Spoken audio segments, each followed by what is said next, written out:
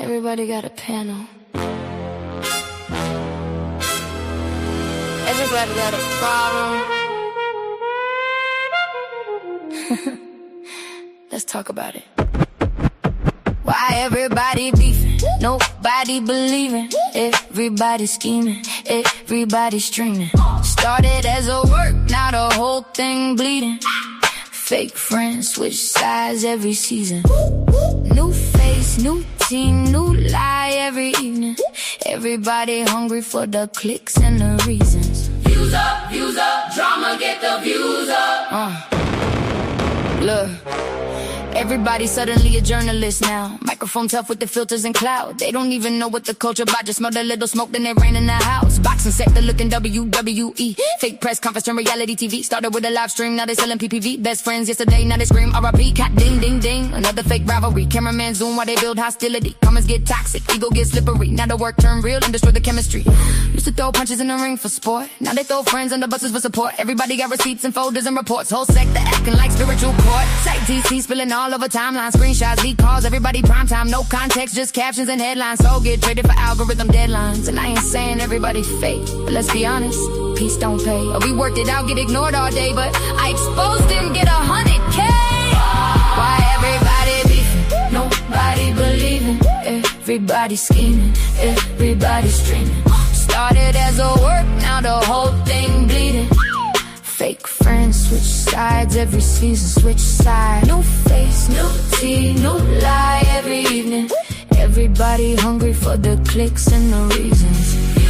Views up, drama get the views up. See the algorithm hunters lurking in the dark, jumping in beef just to build up a spark. Never put work in, never had heart. Now they commentary kings from a Walmart cart. Everybody got an inside source now. Everybody got a truth exposed now. Soon as the views did blow, somehow they manufacture anger just to go fire, bro. It's a circus with ring lights. People losing real friends over click bites. Whole panel screen fights every midnight. Then they text backstage like, you good, right? Girl, bye. But the fans can't tell where the script ends. Creators crash out just to trend again. You can see the pain underneath the grin. Souls exhausted, but they live stream again. How many friendships gotta die for content? How many people gotta bleed for engagement? How many ops y'all gonna create before y'all realize the audience addicted to the chaos too? And the algorithm know it. Why everybody beefing? Nobody believing. Everybody scheming. Everybody streaming. Whole internet war, but nobody winning. Everybody loud, but nobody listening. Cloud got them spiraling, crashing, tripping, turning fake smoke into real life endings. Views up, drama get the views up. Maybe the real fight ain't each other.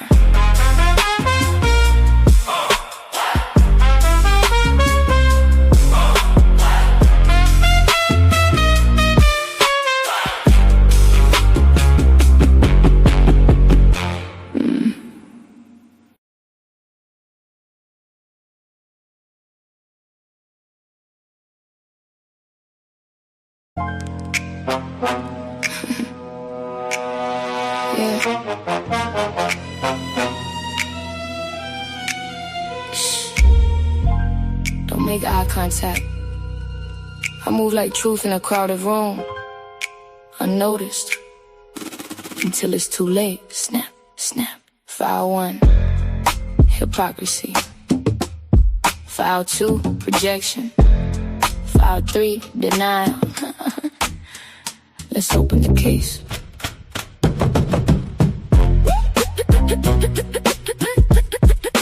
Let's open the case.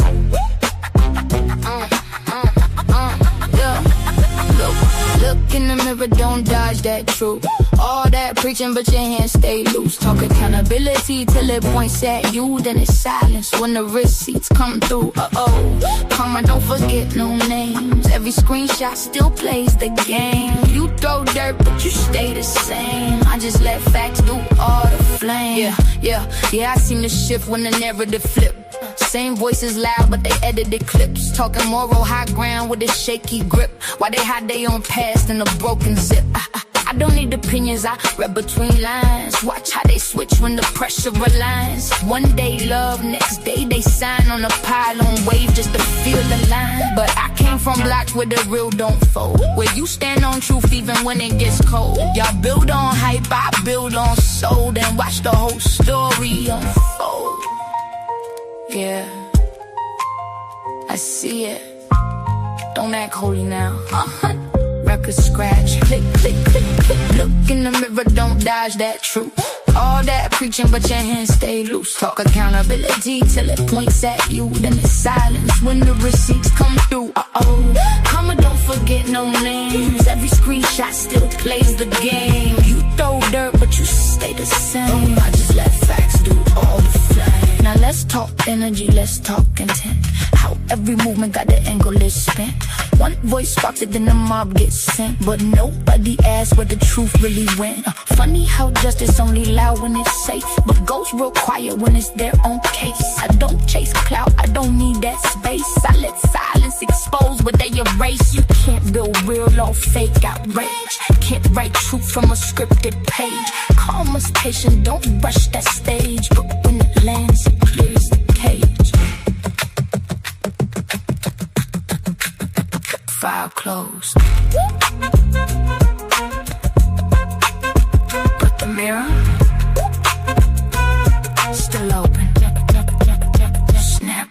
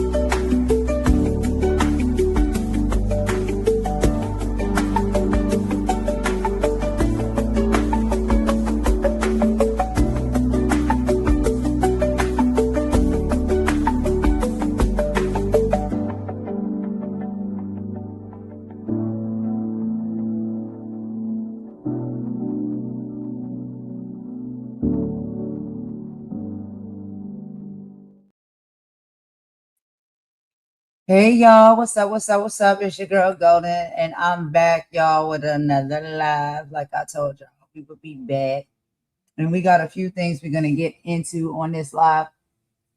So y'all know from the earlier live, we were supposed to get into a little bit of the Ciara and the Russell Wilson interview over with Keke Palmer. And because of time constraints, we had to cut that part off from the part one. And so I said we're gonna put that on the part two. So we're going to start off with that, y'all.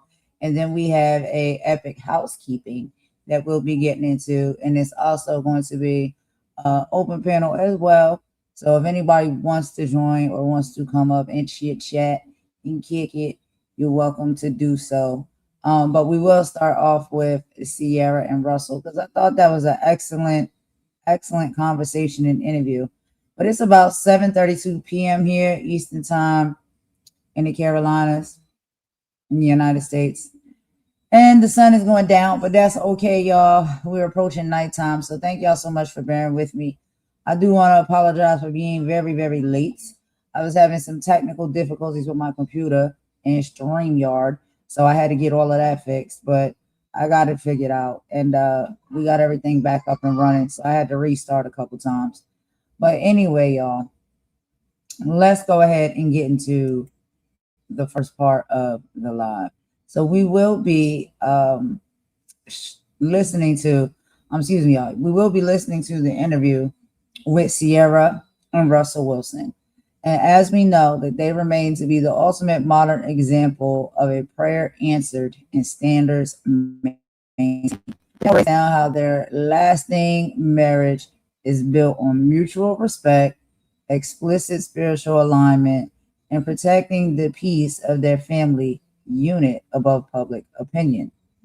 Turning the lens towards Keke Palmer, who is navigating her own highly publicized journey of healing, single motherhood, and reclamation, we want to deliver a masterclass here on the Ciara Blueprint. The explicit advice for Keke and women everywhere is to uncompromisingly elevate the standards, heal from all relationship patterns, and refuse to give access to anyone who cannot protect or provide to their peace.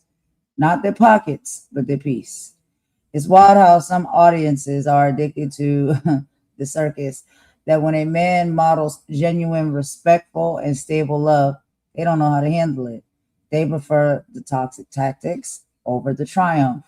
And, we've heard a lot of conversations on different platforms and from different people when it comes to them judging Ciara and Russell Wilson's relationship, not knowing it, not being in it. But that statement alone right there was so powerful. Most people are very accustomed to toxic relationships. And so a lot of times when they see a healthy one, it seems so foreign. It seems so corny, right? But you don't have to be in you don't have to be in a toxic relationship.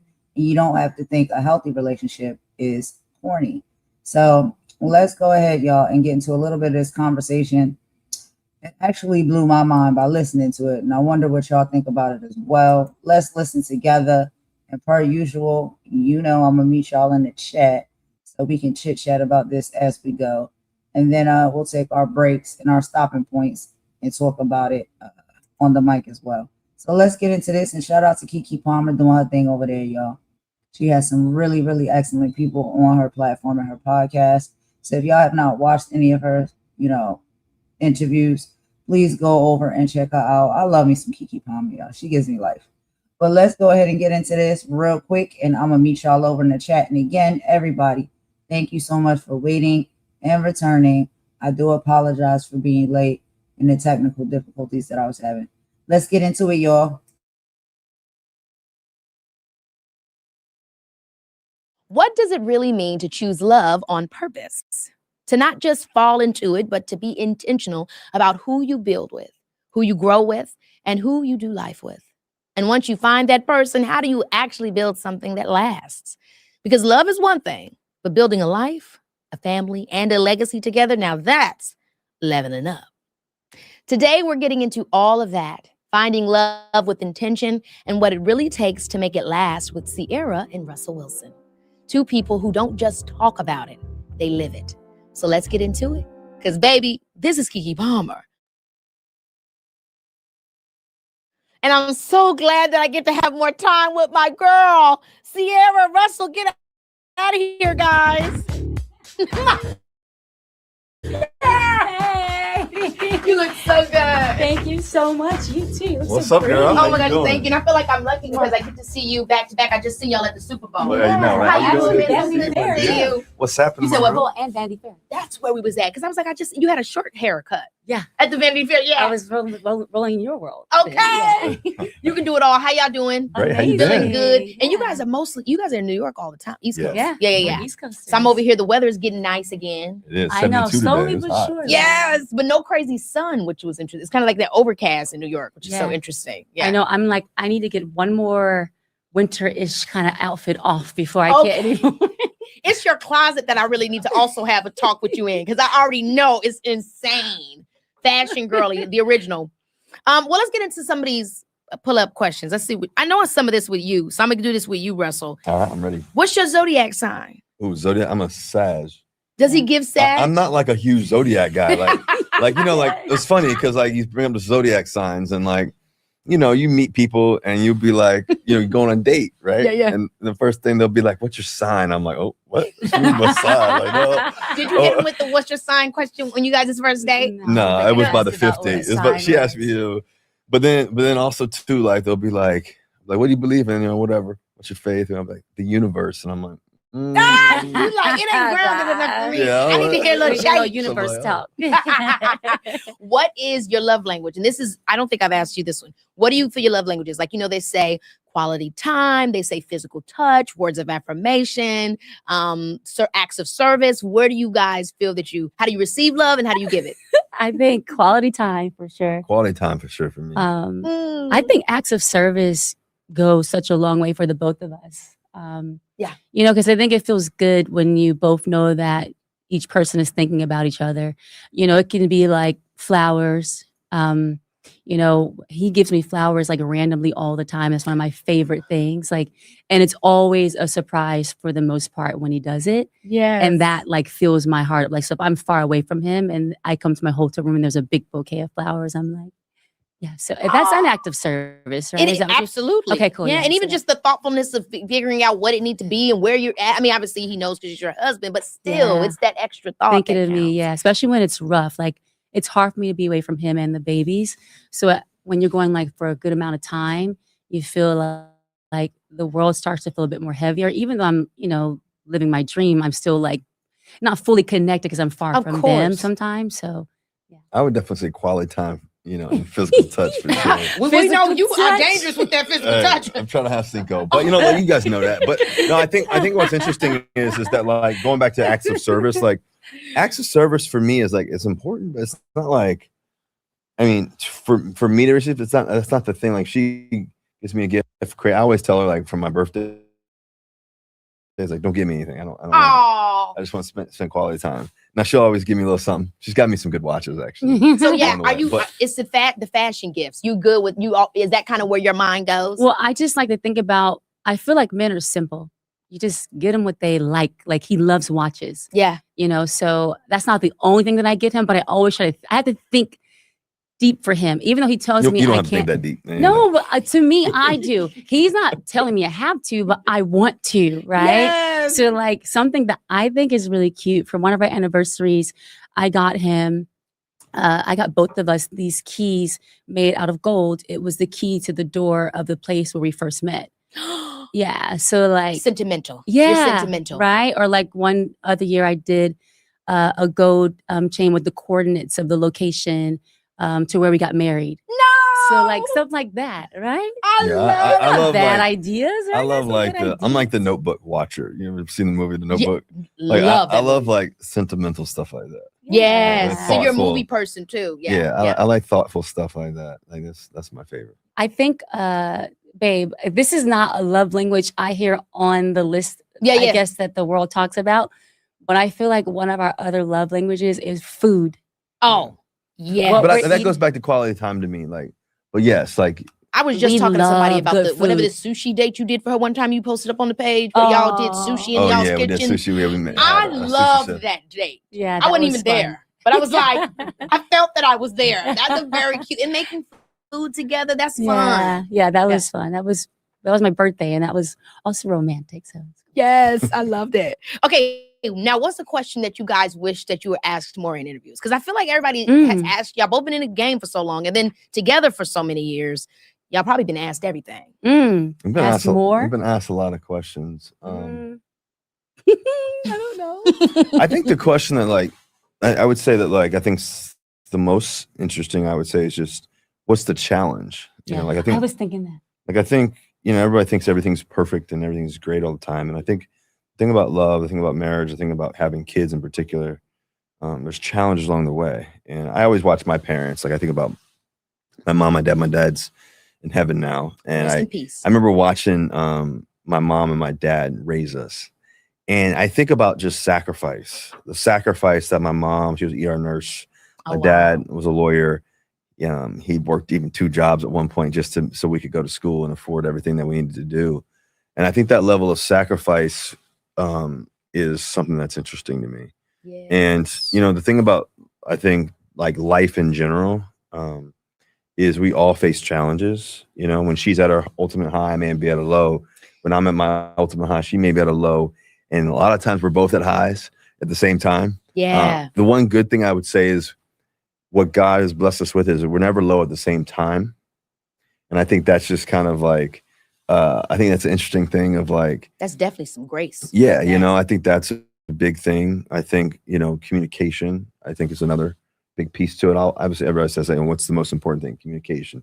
That's a big piece of it. But sometimes it's the idea of not saying something too, and just being like, just like I said, it goes back to quality time, but just being able to be patient, and I know I'm probably the least patient person. I'm a patient person. Like I'm patient for people. Yeah. I have grace for people. When it comes to like getting stuff done, like I'm very impatient. I'm like let's go. But I think that's the quarterback in me. And I think, that's Ain't no time to play. Yeah, we gotta get for me. this first down. Let's go. But I think a big part of it is like that business part of my brain is like and sometimes I can come off a little like we got to do this. Yeah. I think that she's really good at that. And I think at the same time, I think, I've learned a lot from her just with patience in general. Like, but I think where I come in, I think where I'm good is like for example, like this morning or last night, really kind of this morning, it's like 4 o'clock in the morning. Y'all was up. Well, yeah. But yeah. 4 o'clock. We No, we're not. We're asleep. The kids will They churring. Yeah, but actually what happened Maybe was testing your patience. Yeah, but when our son is, you only spell it one way, WIN. And the thing is, he keeps getting up in the morning. And so like I'm very like firm. And Ciara's firm. You're firm. I'm You got way better. You got way better. But I'm like when I walk in the room, they're like, the kids are like, so like voice. Yeah. It's enough. They always do that with dad. Yeah. Mom never quite can. I try. My son laughs at me. Yeah. Yeah. They question. You have to tell them the command 3 times. Yeah. Dad said one time. Everybody like. I'm like, really? I'm trying to make sure really? I don't have to say anything at all. I just walk in the room. That's what happened this morning. This morning, like 4. All right, y'all. So we're just gonna pause it right there for a quick commentary break. This is so cute already. Like I can't. But literally what they're saying is true, right? And a lot of their attributes or their personality traits, some of the things I can attest to, as far as how I am, as far as how my boyfriend is and whatnot. But then also what I think is cute, like when it comes to that parent dynamic, and yes, I do co-parenting or whatnot when it comes to my son. And so with that parent dynamic, I don't know what it is, but there literally really is something like mama got to say it 3, 4, 5 times. Daddy don't even got to say nothing. And the kids be in line, especially, if they've set that tone already. And so that's something that always just like kind of get on my nerves. I'm like, yo, why I got to tell you 2 or 3 times? When your dad around, you don't even do it. And if you are doing something, child, all he got to do is look at you and you stop. But that is really a dynamic, when it comes to father, mother, or whatever like that. I don't know if that's everybody relationship, whether it's relationship or co-parenting or whatever, predicament you in with your children or whatnot. But I don't know. It's just something about the father's child. It's just they look at them or they might say it one good time and that's about it. And them kids don't get in line. But mama got to keep saying it over and over again, losing your voice. This is why I be hoarse all the time. See, y'all, I had a real soft voice, a real sweet, kind voice. But when I became a mother, that's when I lost it. No, I'm just kidding. Let's get back into the video, y'all. I think this is a great conversation. Y'all let me know what y'all think in the chat. All right, let's get back into it. 45. Bob is doing pretty good. So tired. I love what you He is mentioned like- about the challenge piece Yeah. because I do feel like you guys are like everybody's, and I'm not just saying that you guys really are everybody's relationship goals. But obviously this is real life. We, you know what I mean? We don't know everything ins and outs. When it comes to how you approach challenges, what are some main things that I know you said communication, but is it like we take a 5-minute break or, we revisit it on another day? What are some of those things that you've learned that are like key tools to help with challenges? Well, it says in the Bible, right? You shouldn't go to bed. How does it say, baby? You shouldn't go to bed mad. Basically, to sum it up, don't go to bed angry. Yeah. Never go So to sleep angry. We don't really. I think we've always done that really well. We don't let the day pass us by. Now, sometimes it might take some time throughout the day, because we're both like strong personalities. Mhm. And then I'm in my frustrated bag, and then he might be frustrated, and then we might be quiet. And then that silence is like, I don't like. I'm not the type. he don't like silence. I'm Me, not gonna let you just be Me silent neither. for an hour. Like what? Like no. I don't do that. And sometimes I'm like, That I goes with gotta anybody. find That's not- myself, right? I'm like, I gotta find myself sometimes, right? Yeah. Like, let me get it together. But I feel like he's so good with, you know, coming back around to something. What is it Pastor Judah would say we have to say to each other? Well, we always play this game of who can ask for forgiveness first. Yeah. So like you can never like, because biblically, like we have to forgive each other, right? So like, you know, in scripture in Matthew, it talks about, you know, that like we have, it's an obligation for us as Christians to forgive one another, right? But in addition to that is that if we don't forgive others, no matter who we are, if we don't forgive others, God won't forgive us. And so our Pastor Judah, we always talk about this, but years ago, I mean, 10 years ago, we talked about this idea of playing the forgiveness game. You know, we came with this idea with Judah and Chelsea and us, and we were talking about this idea around the forgiveness game is who can ask for forgiveness first. And you have to forgive the other person. So like let's just say that she's mad at me for whatever, and she's going back and forth. I'm like, will you forgive me? And she's like, yes, I have to. And she has to say it out loud though, because it's a big piece to, I think, just life and friendship and relationships and, you know, like in partnership in life, you know, do business with somebody, you know, which marriage is really a business deal at the end of the day. And I'm not saying, I'm not saying in a cold way. I'm saying in a way that like you're sharing your finances, you're sharing ideas, you're sharing this, you're sharing 1,000%. you're sharing your time.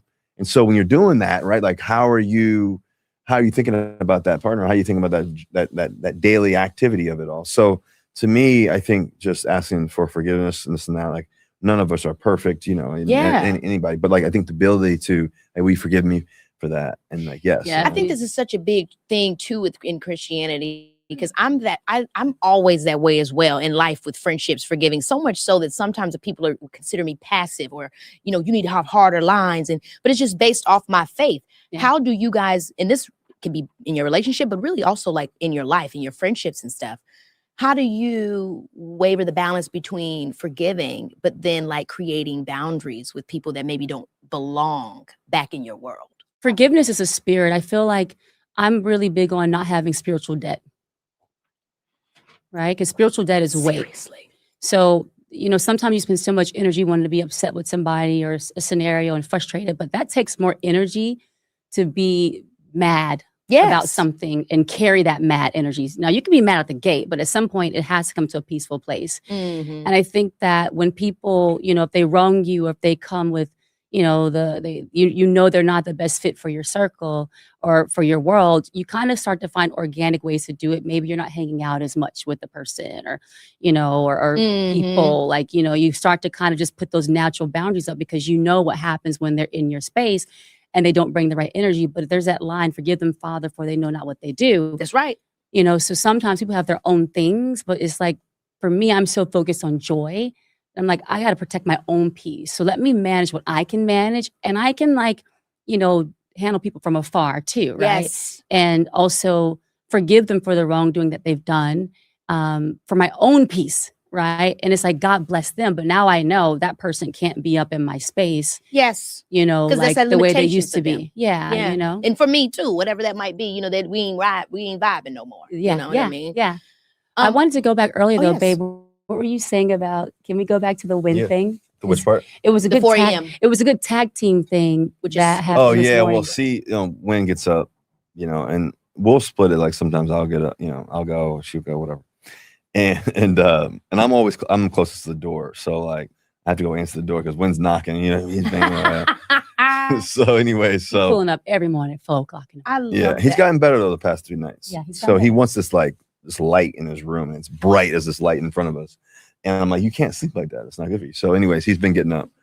And so fast forward, Ciara got up today and she's going in. When will argue with you, he'll be like, he's 5. He's 5. But he will be like, I'm not going to bed. I'm staying up. I'm turning the light on. Yeah. So he'll go over there, turn the light on, be like hard-headed.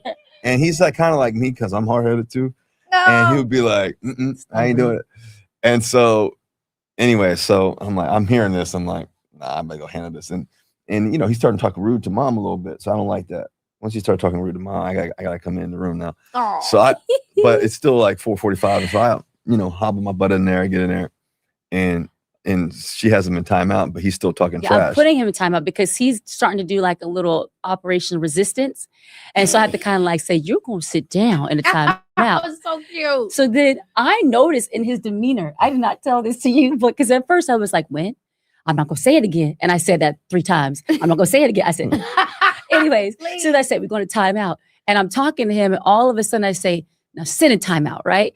And then I notice his demeanor. He like really kind of goes like, I'm like, oh, he felt what I was saying. Okay. But I turn around and he's standing there like, I was like, okay, that made sense. I didn't say nothing though. I let her, because I'm a big believer in whatever mom says goes.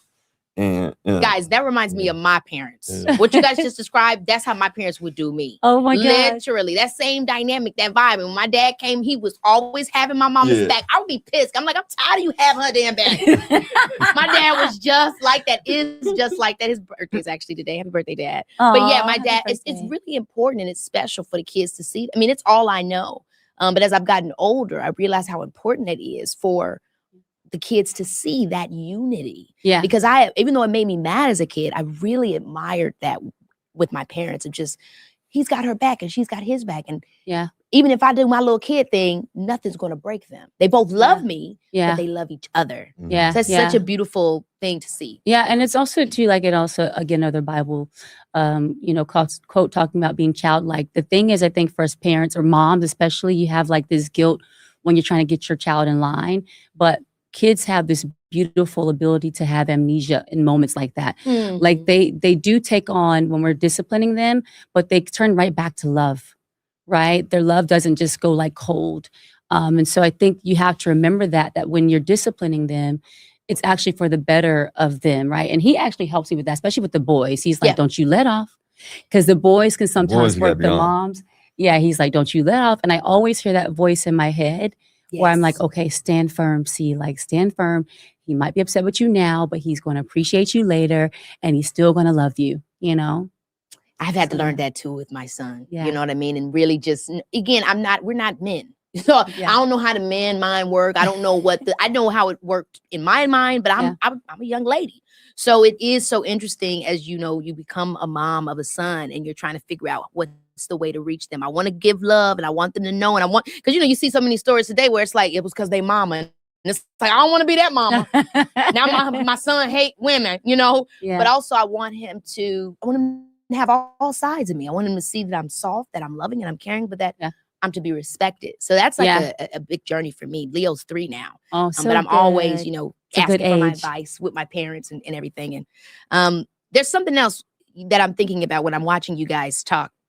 I used to ask my dad, like, how do you know that, when love is real, because people will say anything. Guys and girls, they say anything to each other, they feel it, but emotions can be fleeting. I love you. You mean everything to me. You're the world.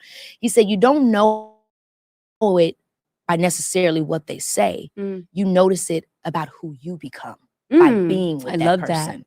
And that really helped me to understand the differentiation, because I'll get in a relationship and it's like, I'm feeling anxiety. I'm feeling concern. I'm acting like a version of myself that I don't like. What is the version of you guys that arised out of your love that lets you know, okay, I'm a me.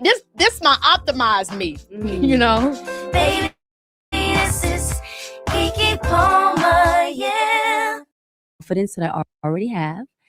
He just puts this extra boost of wind behind it it's like when I walk in, it's like a soundtrack is playing, like, doom, come on, wind beneath my wings. But that's it, yeah. Yes. You made me feel that way. But yeah, no, I do. I feel like a boost of confidence. Like there's nothing better than the support that he gives me. It's a safe feeling, right? Because in my world, I run my world. Obviously, I'm mom. I'm all these things. But sometimes you feel vulnerable, even though you're the toughest person you have to be, But when I have that in my mind, it brings me peace that he's there for me. I do think that All right, y'all, we pause it right there to take a quick commentary break. And so I just think that this conversation is amazing. They're talking about everything, literally relationship dynamics, parenting dynamics, and all of these conversations need to be had in a healthy way, right? Because when it does come to, like even just relationship dynamics, it's like everything they basically are saying is really true. Like you want to have a partner there that like, yo, everything's gonna be straight. You know what I mean? They got your back. And when it comes to the parenting side of things, it's like you need a partner as well. Like everything is a team effort. And like Ciara is starting to get into talking about right now, we know that she's a powerhouse. We know she's an independent woman who, has her own business, her own career, her own brand, her own name. But it's just something about when you lay your head down at night and you have, this fella and this guy laying next to you, that you know that you're fine, you know that you're safe. You know what I mean? There's nothing better in the world than that feeling. No matter how strong of a woman you may be, that's still what you really desire to have when it comes to, having someone in your life. And again, we have to be respectful, right? Because not all relationships are, and we understand, heterosexual relationship. Sometimes it's two women with each other, two men with each other, but it's based off of what you're putting into that energy and what energy you bring to it. So, even within relationships like that, there could be one partner that is more or holds more masculine energy than the other partner. And they may bounce off of that. And we can't be sure how it works for them. But if it works for them, it works for them. And what seems to be really working is, this connection and family with Ciara and Russell Wilson. And I just think that that's dope. And I think that's one of the most important things as well, is that we have to understand, yeah, a lot of people will say, oh my God, Ciara and Russell Wilson relationship is relationship goals. But the real relationship goals is what works for you. Like what are you happy with? What are you satisfied with? What do you feel safe and peaceful and, in love with? It doesn't necessarily have to be, tick for tack how their relationship is panned out and how, their relationship works. It's about what works for you, no matter what dynamic that relationship is. But a lot of the things that they're saying couldn't be further from the truth, right? And especially when they're talking about this parenting, I'm telling y'all for real. Being a mother of a son, and this is my first time around the rock, when it comes to that, it is a difficult challenge. Okay. And it's just like, these boys are different. They're different from girls. And so, child, I have my hands full a lot of the time, but you literally have to be both. And this is why I think God did create us with both levels of energy. And, as a woman or whatnot, you don't necessarily, or it depends, whatever you, decide. But if you are a woman that wants to just be more, a little soft, a little laid back, and more feminine, when you're raising a boy, especially if the male figure is not in the life or the father figure is not in the life, you got to tap into both sides of that energy. Like you got to be masculine energy, you got to be feminine energy, and you have to be in a healthy balance, right? Because you do want to give that nurturing side that the mother comes with, and the loving side and the sweet side. But you also got to do that discipline, and you got to be firm, and you got to put your foot down, and you got to let them know, like, nah, you're not going to try me, you're not going to play in my face. So it's just like you got to find that happy balance between the two. And when you're able to have, or be in a relationship, and y'all, we must remember they do have children together, but when they first got together, her son was not his biological child. Like that was not, his son. But because he loved her and he wants to be in a relationship with her, he understands your son comes with you. And so, yeah, I'm taking you both in. And he became that father figure in that child's life. And, I can't speak because we don't know, right? We hear things and we see headlines and we can't be sure. But, it was given that maybe the biological father might have been slacking a bit. And it seems like he picked up that slack, like in a loving and a beautiful way. And he did that really well when they started out with her son that, wasn't biologically his. And then they went on to have kids between themselves that, are his biological children. But this is what I'm saying, like men, and this is not even just in relationship settings, right? This can be just, guys that may be in the neighborhood, coaches, teachers, anything like that. Men structure, right? Period, if they are standing up, you know what I mean, and presenting what these young men need out here, it really does help, navigate them in the right way. But also, the girls need men's structures in their lives as well, because that also equally helps just as much as these boys and girls need motherly structures and feminine structures in their life. And so it's just really finding that happy balance between the two. And I just feel like, if you're lucky enough to be able to do that and figure out that formula and get it just right, then that's amazing. You'll have an easy time, an easy going at things. But we know we all aren't always blessed with that. And sometimes we have to navigate, around that. And it can be unfortunate sometimes, that that's not the outcome or what is present in the child's life, in the relationship, whatever it may be. But if you do get it, it is beautiful. It's something to be cherished and hold on to. So let's keep going, y'all. Let's listen to some more of the conversation. I'll meet y'all in the chat. I've tried because I'm a little bit of a goofy girl sometimes. Me too. But you level up the sexy a little bit, so you're sitting beside me, so I don't think It's so funny to hear Scorpios say that. You're a Scorpio, yeah, right? I am. Yeah, A Scorpio, exactly. Because yes. Scorpios are always so sexy. Oh my gosh, but I'm like a goofy too, so I gotta. You guys see me do the music videos and stuff, and okay, at home I'd be like, I'm just a goofy girl sometimes, I think. So he kind of like, I will say, has made me evolve like in that area. But I just feel like I'm constantly seeking ways to get better, like holistically. Like I was even thinking to myself, like, okay, yes, is the way he pours into me is important to me, but I have not said this to you, but this is, I'm just saying to the world, but to you, is like, I think about life, like life goes by so fast. And I hope that like when he looks back at life, his life as a man, that he's like, she showed up for me, like she loved me down, the right way. Like I want him to have like the best memories as possible. So I say that in my mind as well. Like you have a desire to want to just be your best. You may fall short, sometimes I do know that, but my heart is there and the passion is there for it to be like, I hope that when he looks back at his life and what I brought to the table, that like I was bringing that thing, So like, but his love, how he loves me, makes me want to do that even more. I already want to love, but Yeah, I think that first of all, I love that. I think big piece of it is kind of what your dad was saying, is they make you a better person. What's crazy is that I was married before, and I'm single. Yeah. I had a whole plan. oh God. What was your plan?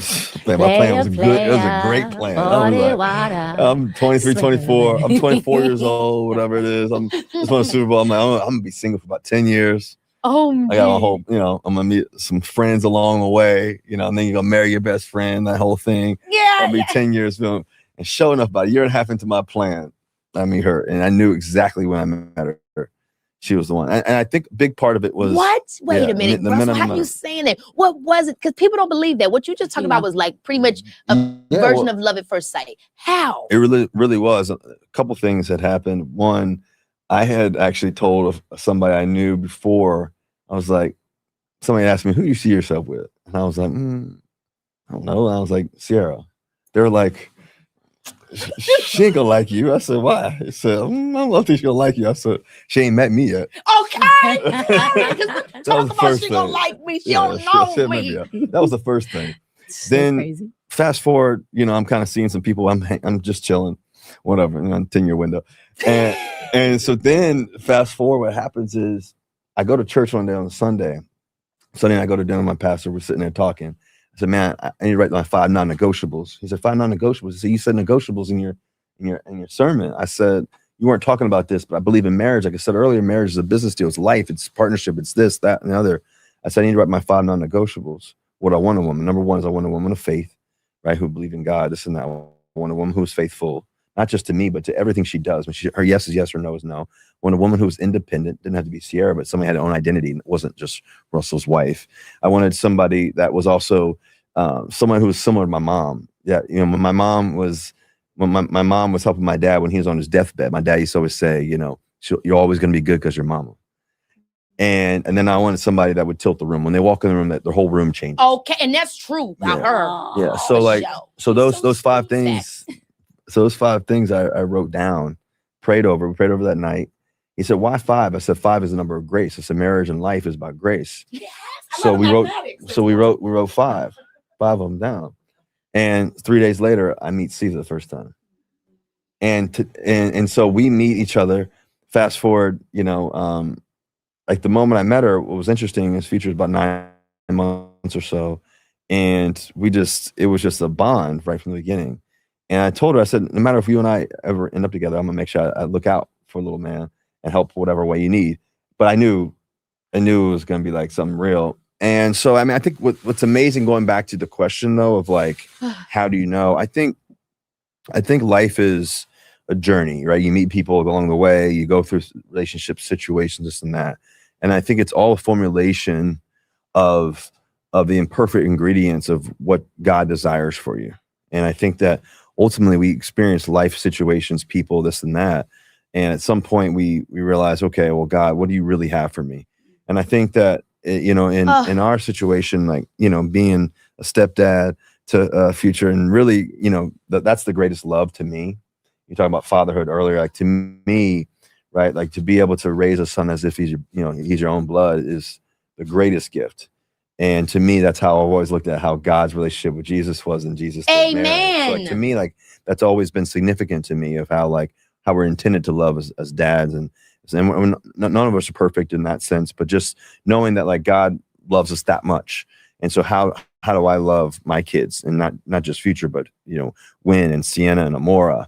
And so I think that's a big piece of it for me too, is being able to share that, as family. And I think, like I said, I think love's a journey. It's like, are you up for the journey of life? It's a long, long time. We're talking about, I'm 37 years old. She's 27.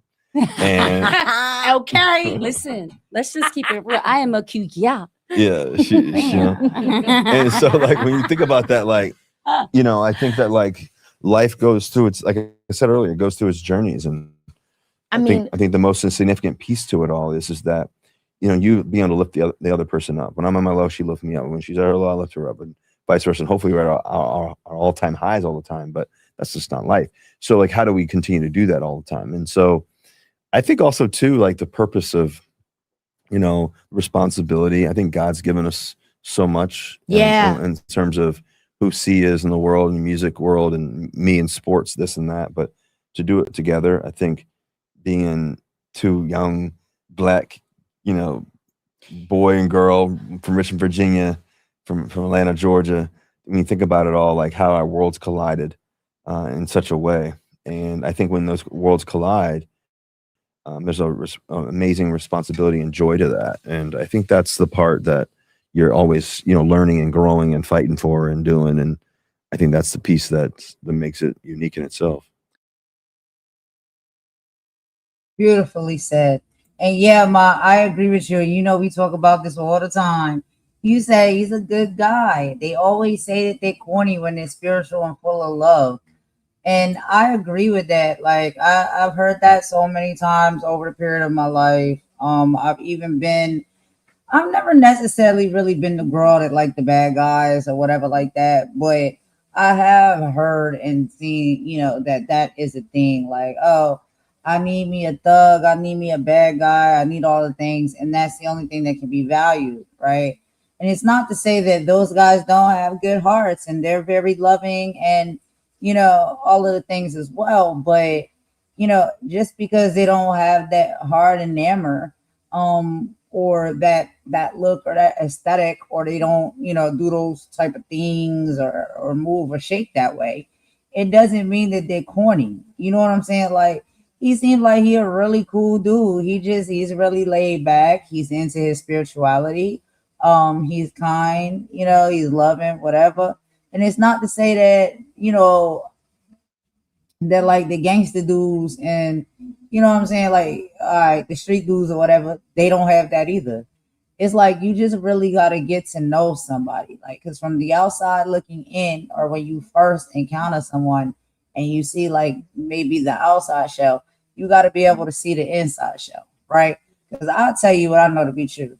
Most of these gangster dudes and these street dudes at the core, they're really loving, they're really sweet, they're really caring dudes. It's just like, whatever it is, it may be circumstance, life circumstance.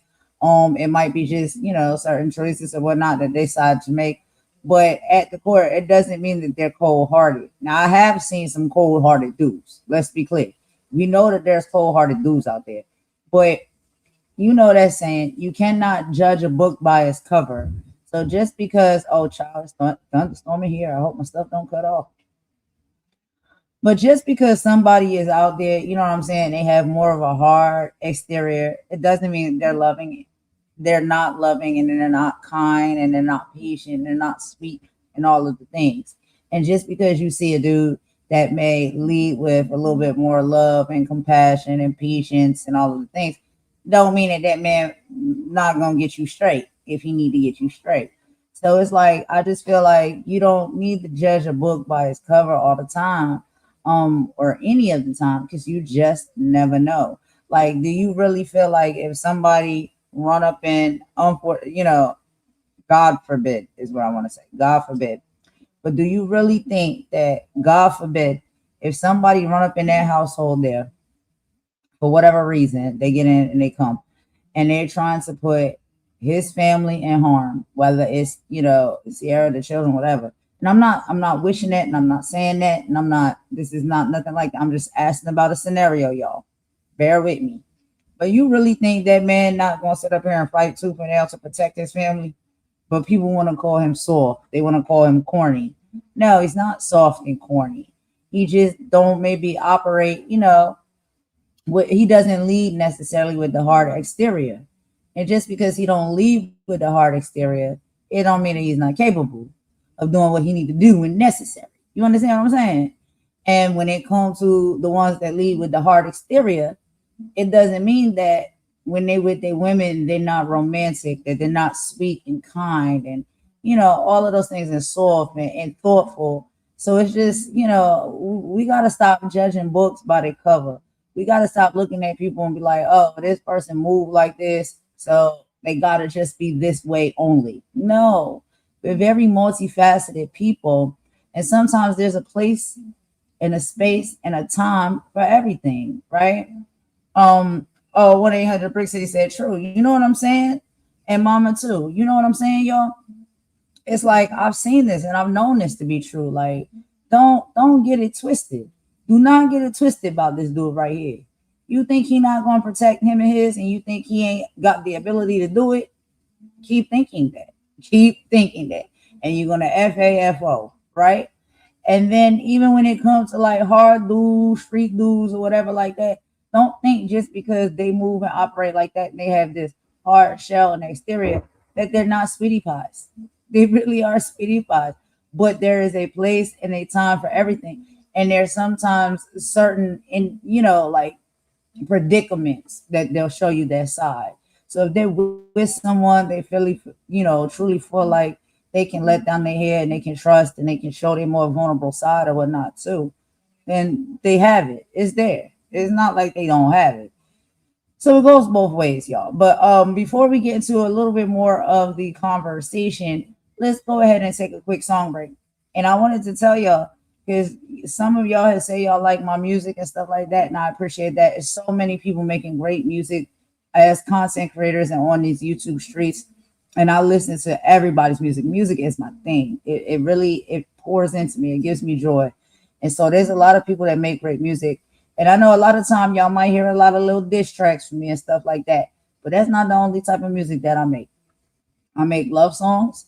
I make theatrical songs that I hope, could maybe be in a Disney film or something one day. Ciao. I'm into all of those things. So because we're talking about love right now, y'all, let me go ahead and play one of these songs. I don't know if y'all heard this song from me. It is on my music channel, but this is a love song. It's dedicated to my boo. I made it when I met him. And I'm going to go ahead and play it for y'all. Y'all let me know if y'all like it.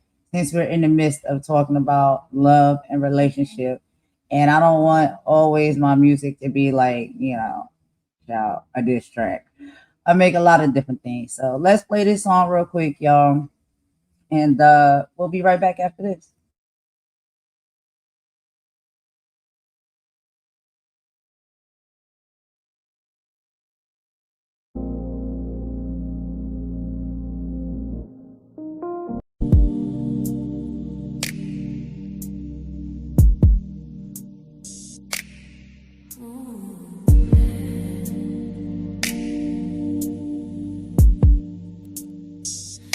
We've crossed the line tonight,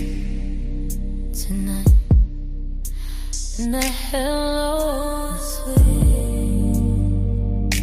But boy, I'm terrified of this goodbye. So I'm watching the airlines, these yellow lines, wondering if you're seeing the same signs. All the lines, yeah. 'Cause I'm falling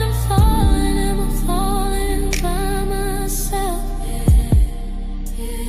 Tell me now, 'cause I can't put my heart up on a shelf. Boy, I'm falling, are you falling with me? Is this for real?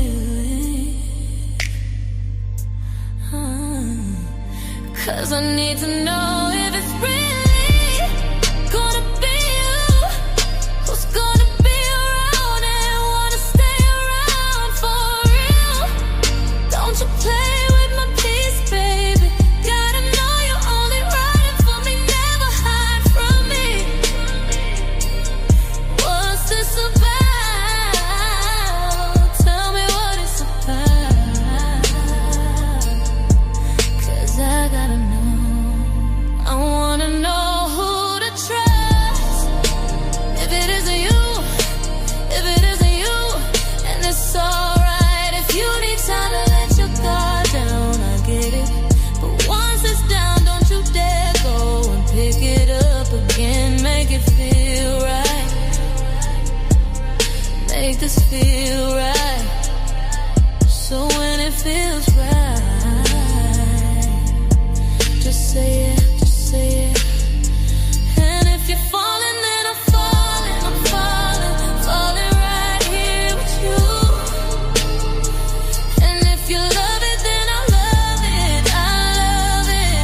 love it too. Tell me that if I trust you, I'm not wrong for it. Promise if I need a corner, it's you. Is it you? I gotta know. 'Cause there's a life to this thing we got. There's a future in the things we could do.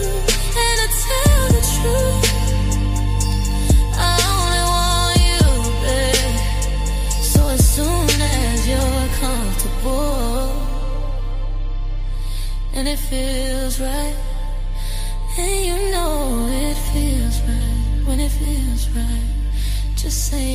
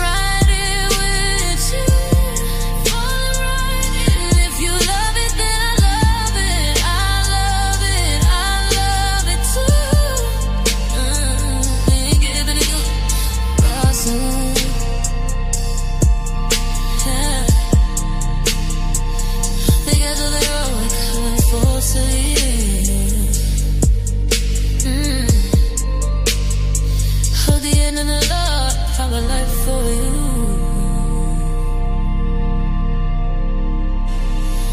It's flowing us.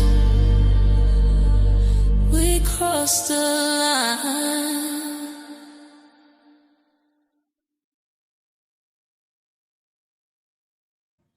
All right, y'all. So thanks for rocking with me that quick little song break there. So like I said, y'all, yeah, I don't just make, the little diss tracks and stuff and talking about things that be going down on YouTube.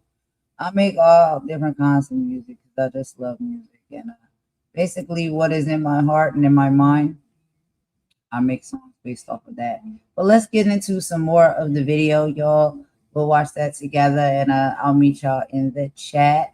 And then don't worry, stay tuned because we still have our strong, epic housekeeping coming up after this.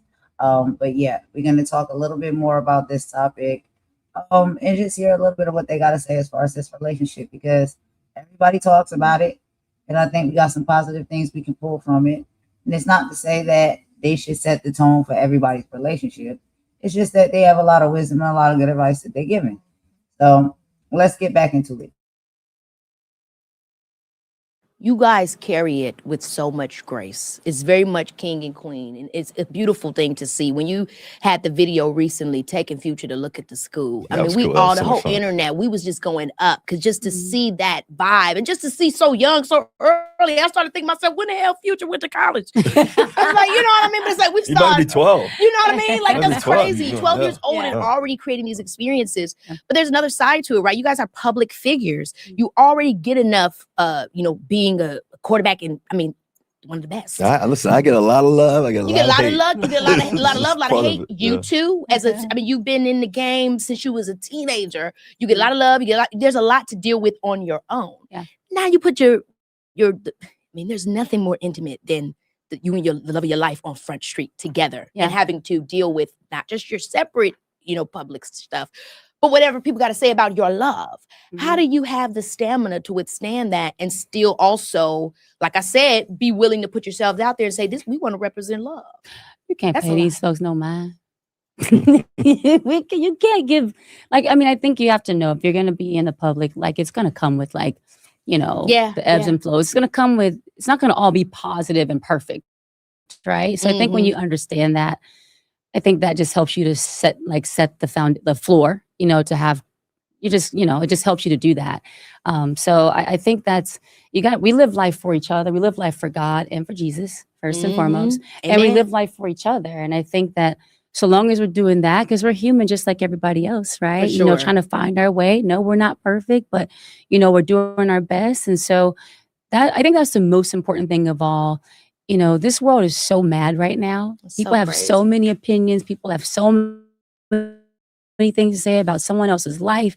It's like for me, it's like, I just want to focus on my life and my love and what we're building and with our family and our kids and seeing them grow.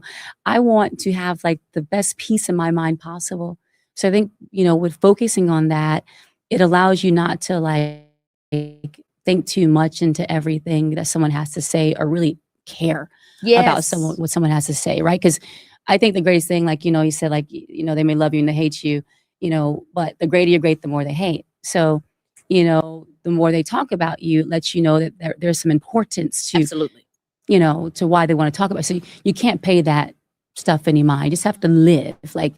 I want to live life to the fullest. I want to, like I said, I want to look back and know, for the both of us, that we really live together. We're building a legacy together. And I think when you're trying to do something as great as we're trying to holistically, as humans, as husband and wife, as mother and father, parents, you have time to only focus on that. Yeah. I feel like that is such a disciplined mindset. And it makes me think about, even though, obviously people know you're a dancer, you've mentioned that you did sports in high school and stuff. Obviously you are, Russell. How much do you guys relate on some of those principles that I think athletes have, like discipline and focus and just all the things you name? You both have such a level of confidence that I think is directly connected to some of those principles. When you met, how soon did that become established? We both game time. Yeah. I would say right away. I think the biggest thing is I think the thing that she does amazing that I've always admired more than anything else is one, how she works. Like her work ethic is crazy. Like watching her, I remember going to studios late night. I don't know if you remember this, but I took you to I was about to take you out to dinner, and I went to go see her, rehearse. I snuck in, blah, blah, blah. And low key. And I'm sitting in the back corner watching her for like 2.5, 3 hours. And then afterwards I was excited because I was like, I want to take her to dinner, So we hop in the car and we're trying to find a spot. We're in LA. Yes. I want y'all in the car right now. Hey, Mom, make sure you turn the TV down before you come up. But I know you wanted to come up and say a few things as well, Mom, as far as what we've heard so far within this interview and conversation. So mute the TV and then come on up and let us know what you got to say. And what's up, B-Love? How you doing? Thank you so much for coming back in and joining us. We really appreciate it. I don't know how much of the live you have heard or if you're just joining. But yeah, nice little chit chat with Ciara and Russell Wilson as far as relationships and just things of that matter. Not to say relationship goals. I won't say that because everybody's relationship is different, but they're just sharing some of their relationship with us and what I think is some great foundations and things that they have in place when it comes to their relationship and also when it comes to them parenting. So that's what we're doing in this part, B-Love, and then we do have the housekeeping we'll get into. But Mom, go ahead. Yes, hello and good evening to everyone. Welcome to the chat. I think this is a great live. And I just think this is a fabulous couple. I've always loved Ciara. I love her music. I love her craft and never really heard too much about her marriage and her family. But I think it's very beautiful. It is something you really want to hear. We hear so much negativity and so much chaos and stuff going on in relationships and marriages. And it's really nice to hear from a couple who's really having a fabulous, beautiful time at it. They seem to love each other, respect one another. They have children and they just a great couple. And I'm just really ecstatically enjoying this. I think it's just wonderful. That's all. I wanted to say that. And of course, I'm going to hang out because I will be taking part in our housekeeping when that comes along. But did want to make a statement about this fabulous couple. I think they're just wonderful. I got sick. Grammy, I got sick. Well, I guess JJ has some things to say about it as well. But let's get back into the video, y'all, and we'll be right back, y'all. Y'all always gonna hear my son in the background. He either gonna be up under me or he gonna be up under Grammy. One of the two. But let's get back into it, and we'll be right back. Yeah, we whipping it. And actually, we pulled up to this one spot. And we're like, she's like, I want to go in. I'm like, why? So she's like, somebody in there I don't want to see. So I was like, all right. But it wasn't like that. It wasn't like that. It wasn't like that. It was just like, So then we were like, all right, so cool. So we pull up to this other spot, this hotel in Santa Monica, basically, and they had a little restaurant. And I was like, hey, like I went inside and I said, hey, can you guys dim the lights? They're like, well, dim the lights. I said, yeah, just dim the lights. He's like, all right, yes, sir, Mr. Wilson. We'll dim the lights. Okay, come on, so we go in the front and we sit in the corner, and that was one of our first dates. And we started talking about, like what life really is and what you really want, what you desire, and all those different things. And we talked about our bucket list and starting our foundation, different things that we want to do one day if it became real. And it was coming real quickly. But I think what was interesting is to me, I think a big piece of it was the same energy and same focus level to want to be great in something, and I think that passion was evident. And how can I support you? How can you support me? That's the other thing I think we do really well is when it's her time to shine, I can sit there and be in the background. I can also be right next to her, whatever, vice versa. And I think we do that with just great joy. And that's unique in itself. Yeah. But I think going back to some of the things you said earlier is like, how do you make it all work? I think what is so different, and we talked about this too on one of our first dates, is like having old school kind of love. Because like old school to me mean like you see marriages last 50, 60 plus years. Nowadays, they only last 2 days. I think like that's true. And so like a big part of it is, I think, is when I look back on just old school love in general, we didn't have social media. We didn't have all these different things to distract us. And I think that's the hard part of today. It's just the constant, the constant pinging of your phone, the constant this and that, which we talk about all the time because she's busy, I'm busy. And when we're both busy, like I got work, she's got work, I'm free now and she's got to send emails. Or like, we went to a trip in Africa. I'm like, I came all the way out here, but you will send emails. And I'm like, what you talking about? So like, I mean, but my point is that those are real things. Those are real issues. The shade of it all. But my point is that like we get so busy, but how can you stay focused on each other? And I think that's the hardest part. And you add social media and people talking about you too. Yeah. And just the career, the things you're doing, and do they love it? Do they hate it? This, that. And that gets challenging. So that's where I think the kids piece of it, like I want my kids to say mom and dad, they fought for each other. They did it for each other. I think they did it for us. I want, Amora and Sienna to look up to me and be like, man, my dad was, he wasn't perfect, but man, he gave it all to me, when he could, my son Win and, Future as well. It's like, I want them to be inspired by me, how I worked and how I went about it. And I know they feel that about mom. That's what, like, mom. As soon as she runs in the door from being on tour or doing whatever, and they fly and jump in the air to her. And so, like, my point is, I think that piece of it is the significant piece as well. I mean, I have to call out Why Not You Productions, which you guys just did. Sarah's well, congratulations on that. And then Why Not You, your foundation. It's just so crazy because the theme of manifestation always comes up when people are talking about your relationship, and just looking at the fact that your first date, you were speaking about those things and they happened, or what you had with the 5 negotiables. And it's, so how do you, because manifestation, I think, it doesn't always look the way that we think it's going to look. So when somebody's talking about manifesting their world or their life, their partner, what do you think is important for them to remember along that? Because I'm sure maybe things have changed along the way. How did you, how do you make your mind wrapped around this has happened for me, even though it looks different? Baby, this is Keke Palmer, yeah. I need everybody to hear me clearly. You do not need a milestone to enjoy yourself. I said what I said. Society has us out here waiting for promotions, engagements, and New Year's Eve to twist open something nice. Meanwhile, I'm over here with a chilled glass of Stella Rosa Black because I remembered to water my plants 3 days. Things that have happened in my life, not only the good, but also the bad, right? Sure. There's life and death in the tongue. So when you speak, my perspective, when you speak, you got to say great things. Like, you have to speak life. So, your dreams can happen for you, whether it's career goals, personal goals. It's so crazy. Years ago, I'm in an interview talking about I wanted to have 5 kids.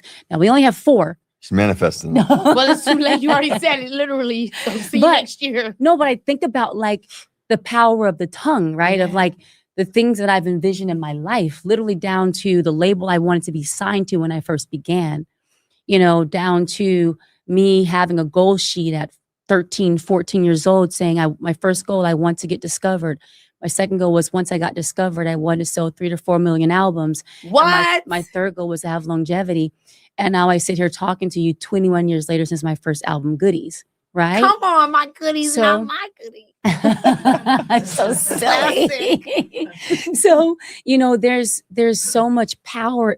Like, manifestation is real. Yeah. You can literally, like, that's why I think for us with the why not you mentality, like, you really have to tap into that, because why not you? Like, why not you be able to go and live the life that you want to, and, have the love that you want to, but also accomplish the goals you want to in your career.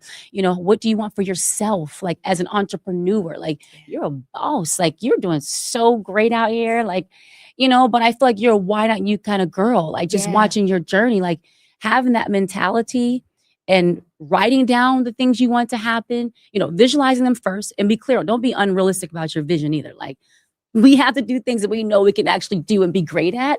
But once you visualize it, start to write it down. There's something that's very magical, but also real and synergistic that happens when you go from vision to writing it down, to speaking life into it, to praying over it, where it starts to materialize. So I'm like, I have to remind myself even along the way, especially when times get tough, why not you? See, like, why not you? This is the same philosophy, the same way it's been since day one. Like, so you have to Yes. remind yourself of that.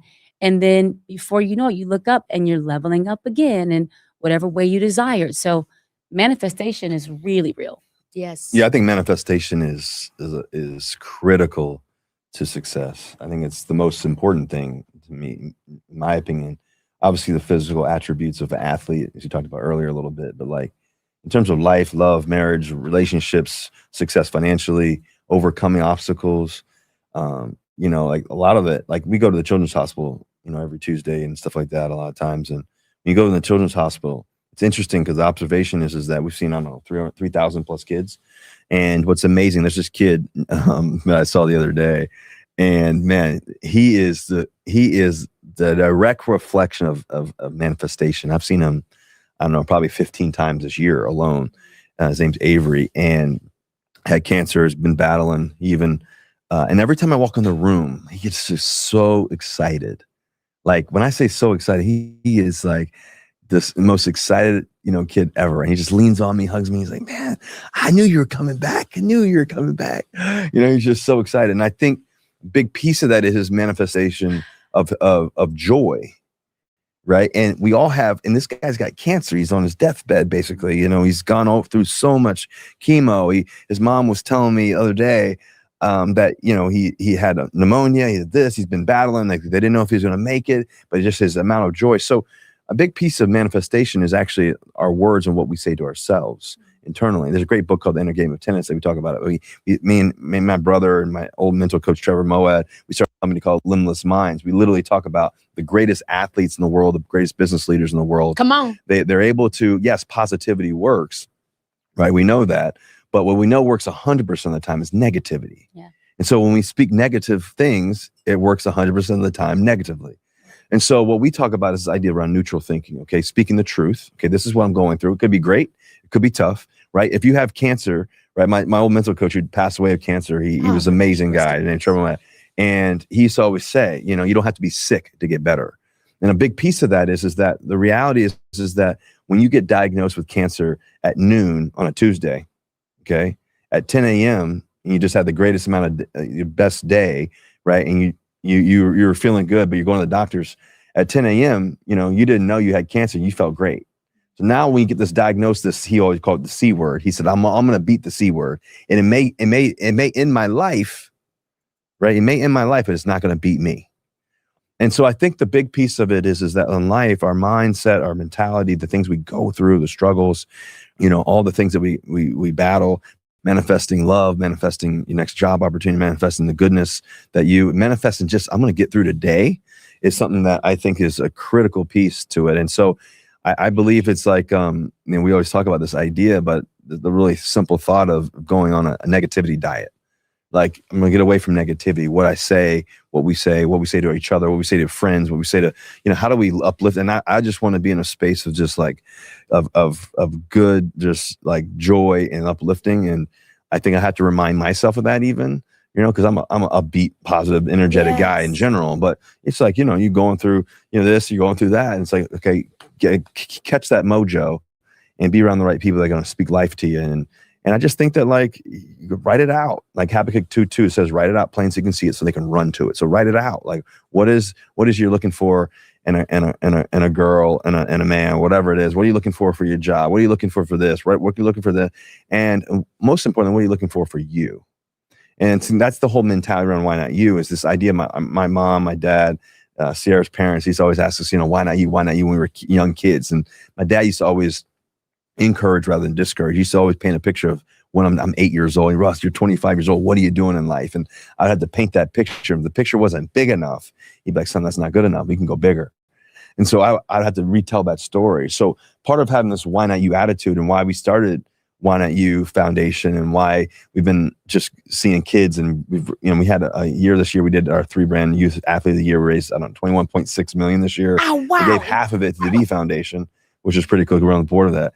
And what's amazing, incredible. But what's amazing about that, not the number, what's amazing about it is the lives.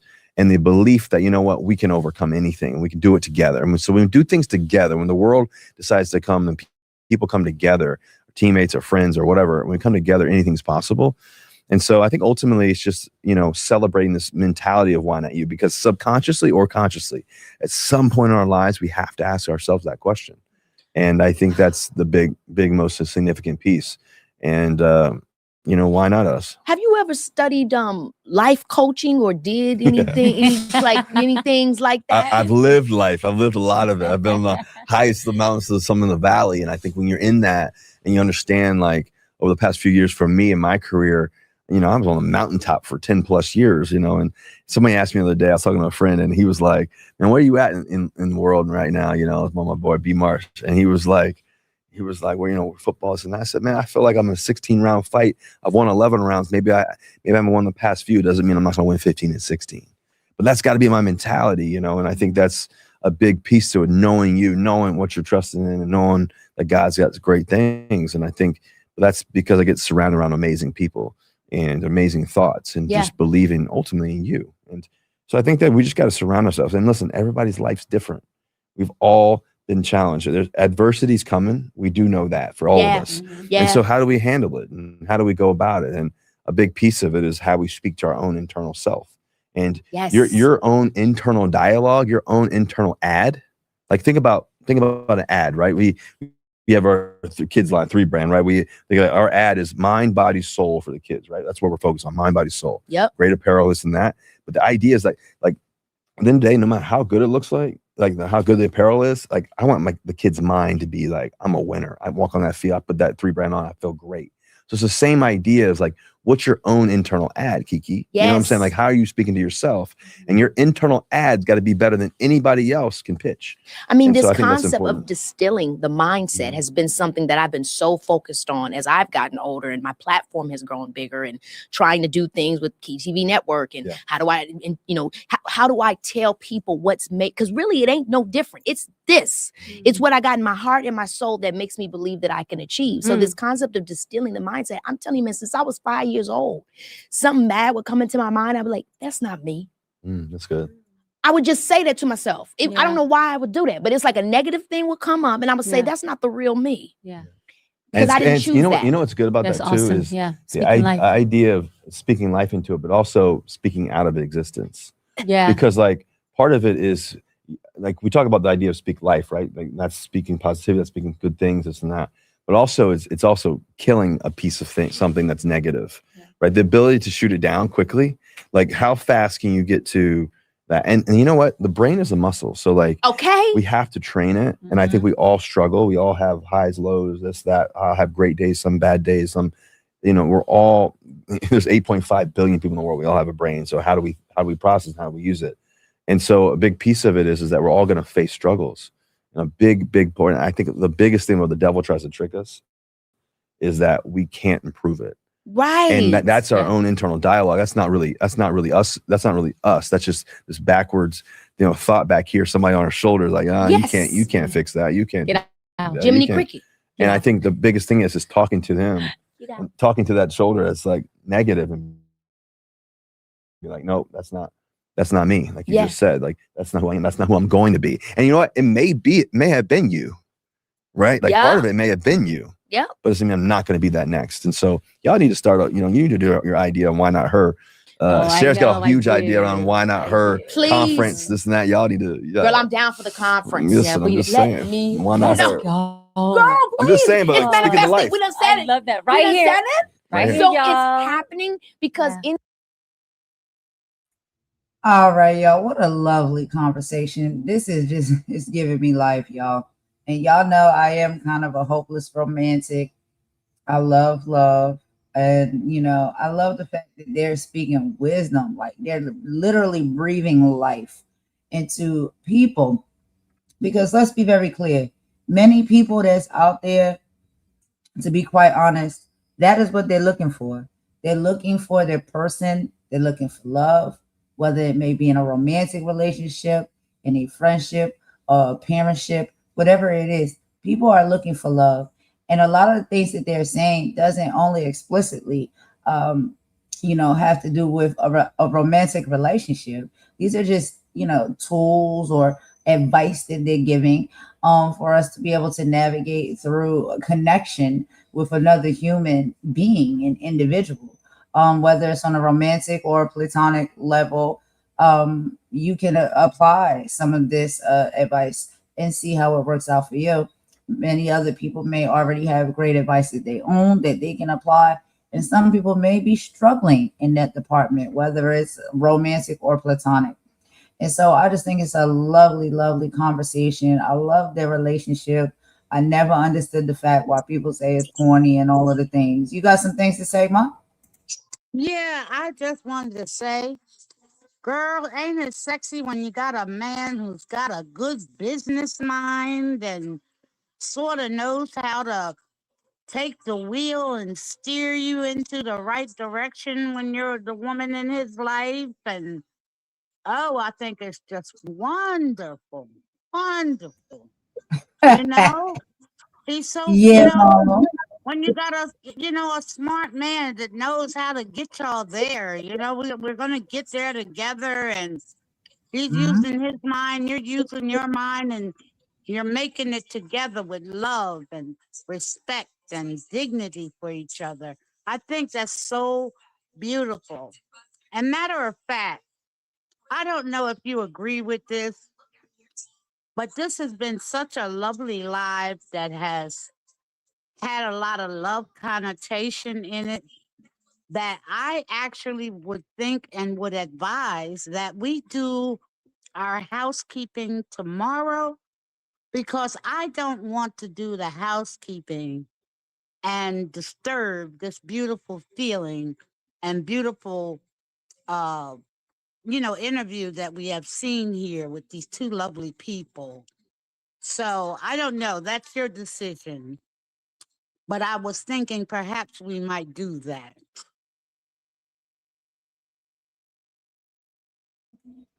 Well, one of the things that I can say about housekeeping, and What when do it you comes what do to, you I got you, Ma. Let's hold on. Okay.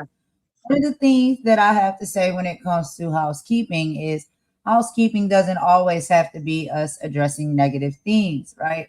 Housekeeping can be us cleaning up things in our life, but actually having, something positive to say.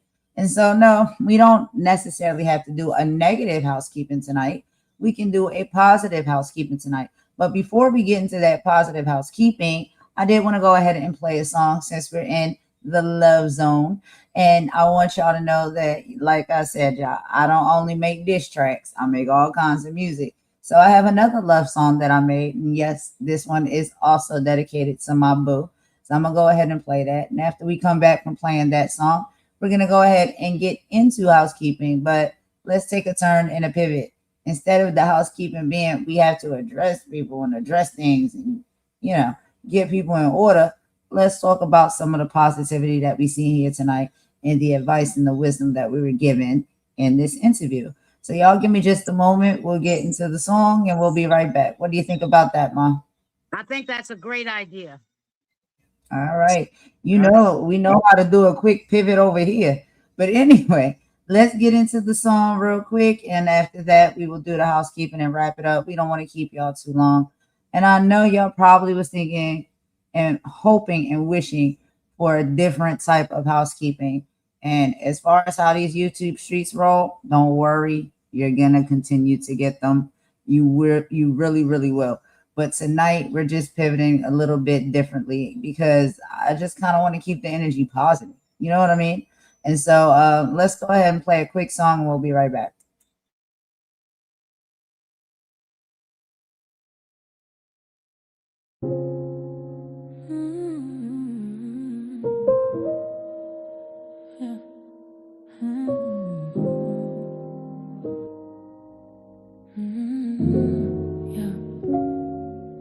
We don't need the lights down low to feel the spark. We don't need a crowded room to hide the dark. I'm messy in the morning, you're quiet when you're sad, but I take our quiet over any good I've had. It's not about the skin on skin or the rush of the night. Not tonight. It's about the way you look at me in the harsh morning light. I'm a little bit broken, you're a little bit frayed, but a beautiful mess that we both chose to make. No pressure, no acting, baby. No roles we gotta play. You just gotta love me. That's all I ever need. Beyond the touch, beyond the rush, just let our spirits breathe. We're perfectly imperfect, two stars in a different sky. But when we're just being, I don't even have to try. You don't have to hold me to hold my heart in place. You just gotta love me in this sacred, simple space.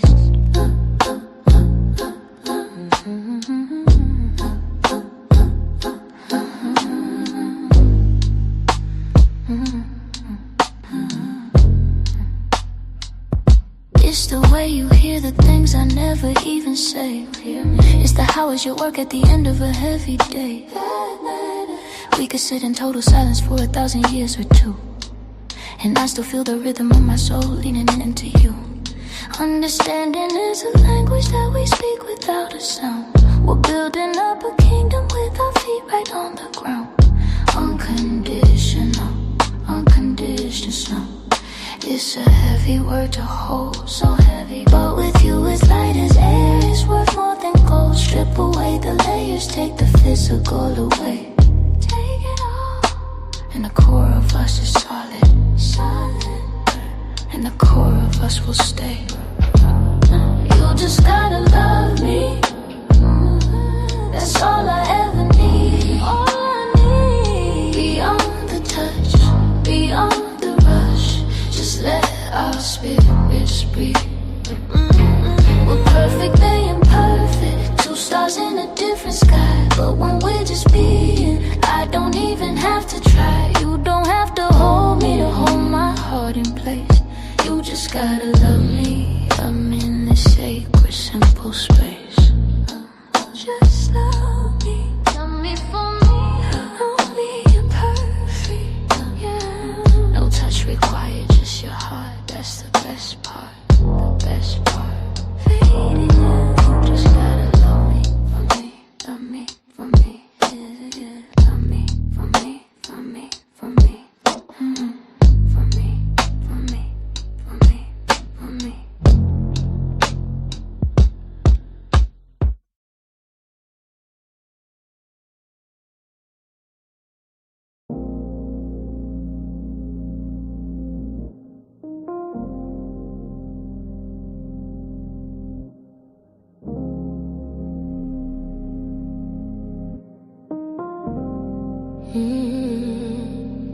We've crossed the line,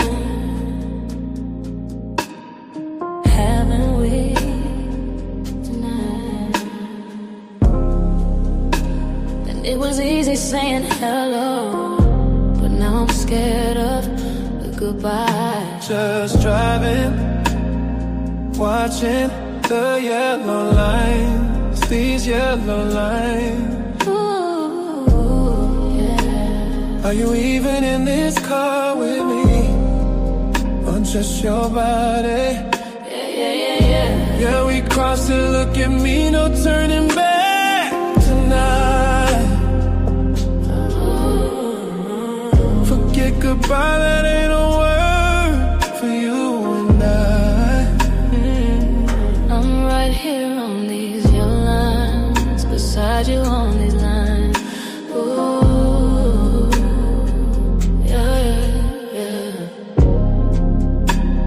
Soul is in this car with you, I promise you, baby. 'Cause I'm falling, am I just spiraling after you? Need to know, baby, need you to tell me the truth. I'm falling, are you falling too? Oh, you're falling, I've been falling.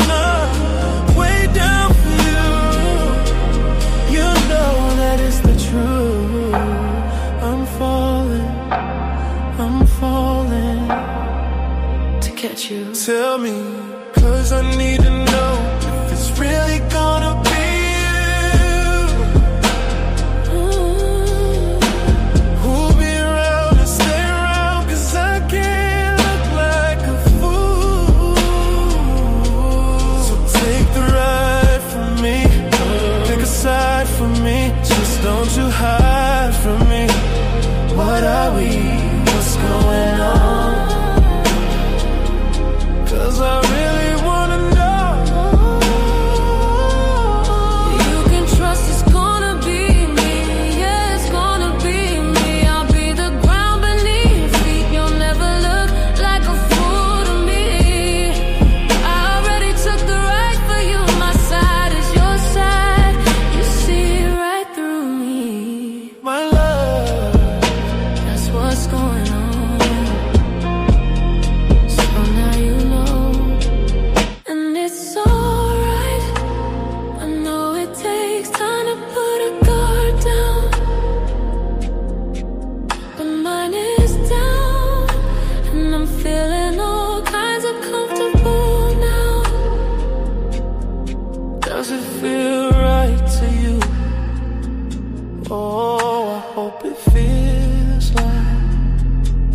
And when it feels right, That's how you know, baby, it's been right since that first hello. Don't you worry about a thing.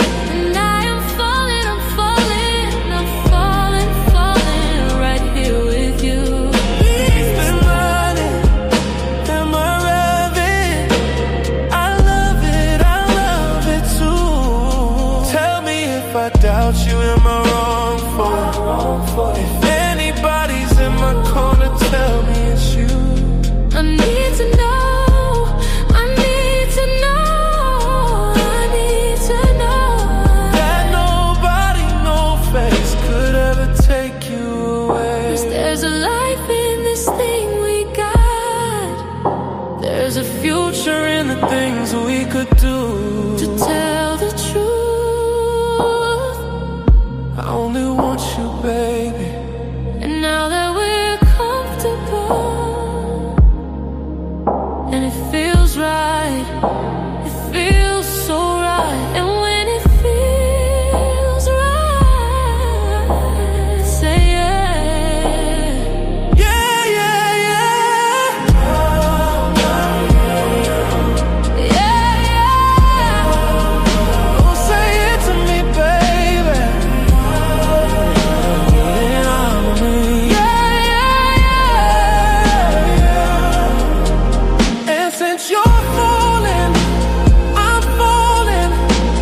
I'm falling, falling right here with you. And since you love it, then I love it. I love it, I love it too. At the end of it all, I'm coming home to you, yeah. At the end of it all, I'll be waiting for you. Yeah. We crossed the line, the line.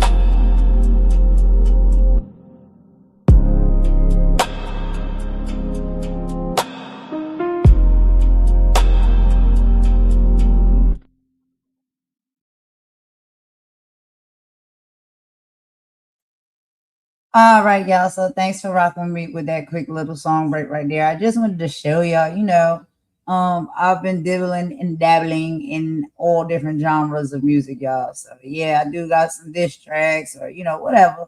Things that just talk about things that's happening on YouTube, songs like that. But I also make love music. I make all different types of genres of music. I like to get into it all, y'all. And I figured since we was listening to a little bit of the live with Ciara and Russell Wilson, and they have such a great relationship. And speaking on love, I would play some of the love songs that I made, y'all. But like I said, when it comes to housekeeping, it don't always have to be something negative. You know what I'm saying? And so basically, what I'm going to go ahead and do is give y'all a closing statement and a wrap up message. We'll end this live And don't worry, we'll have other housekeepings that we will do. Of course, when we have to, check people and say what we got to say. But tonight, it was no need for that because nobody has really said anything, and that's the goal, right? We don't like to come out and talk about people unwarranted. We only have to respond when necessary. And so I really enjoyed this conversation with Russell Wilson and Ciara over on Keke Palmer's platform and podcast. If you guys have not checked out her platform and you want to watch the full conversation and the rest of the conversation, please check her out and subscribe to her channel and support her because she has some really excellent conversation and interviews over there. And I love Keke Palmer's energy. Like, she's very professional. We could tell that she was going to be that way from when she was a young little girl in a lot of the favorite movies that many of us probably had. But y'all, let's go ahead and close it out. So to bring it back all to center, because the internet has gotten entirely too heavy lately. We watch people tear each other apart in the comments, on panels, and across community pages. But here's the ultimate truth. We all need to do some internal housekeeping. We need to be better to one another, period. We need to mind our business and scrub our own corners and clear the negativity out of our own hearts.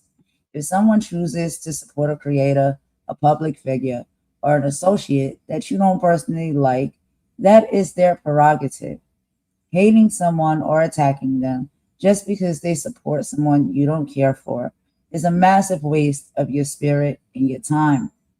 Life is messy enough as it is. So let's focus on keeping our own sides of the street clean, lifting each other up, and letting people live. Now, we did have, and I put up here, y'all, that it's an open panel. And I won't lie about that. So if there is anybody that does want to come up or they want to share and have a conversation or a chit chat with me before we end this live, y'all please let me know now. And if you have the link, you can hit it.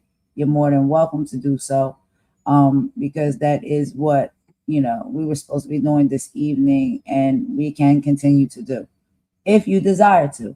But if I've held up too much of your time, especially because it was very delayed due to technical difficulties, then I can let y'all go.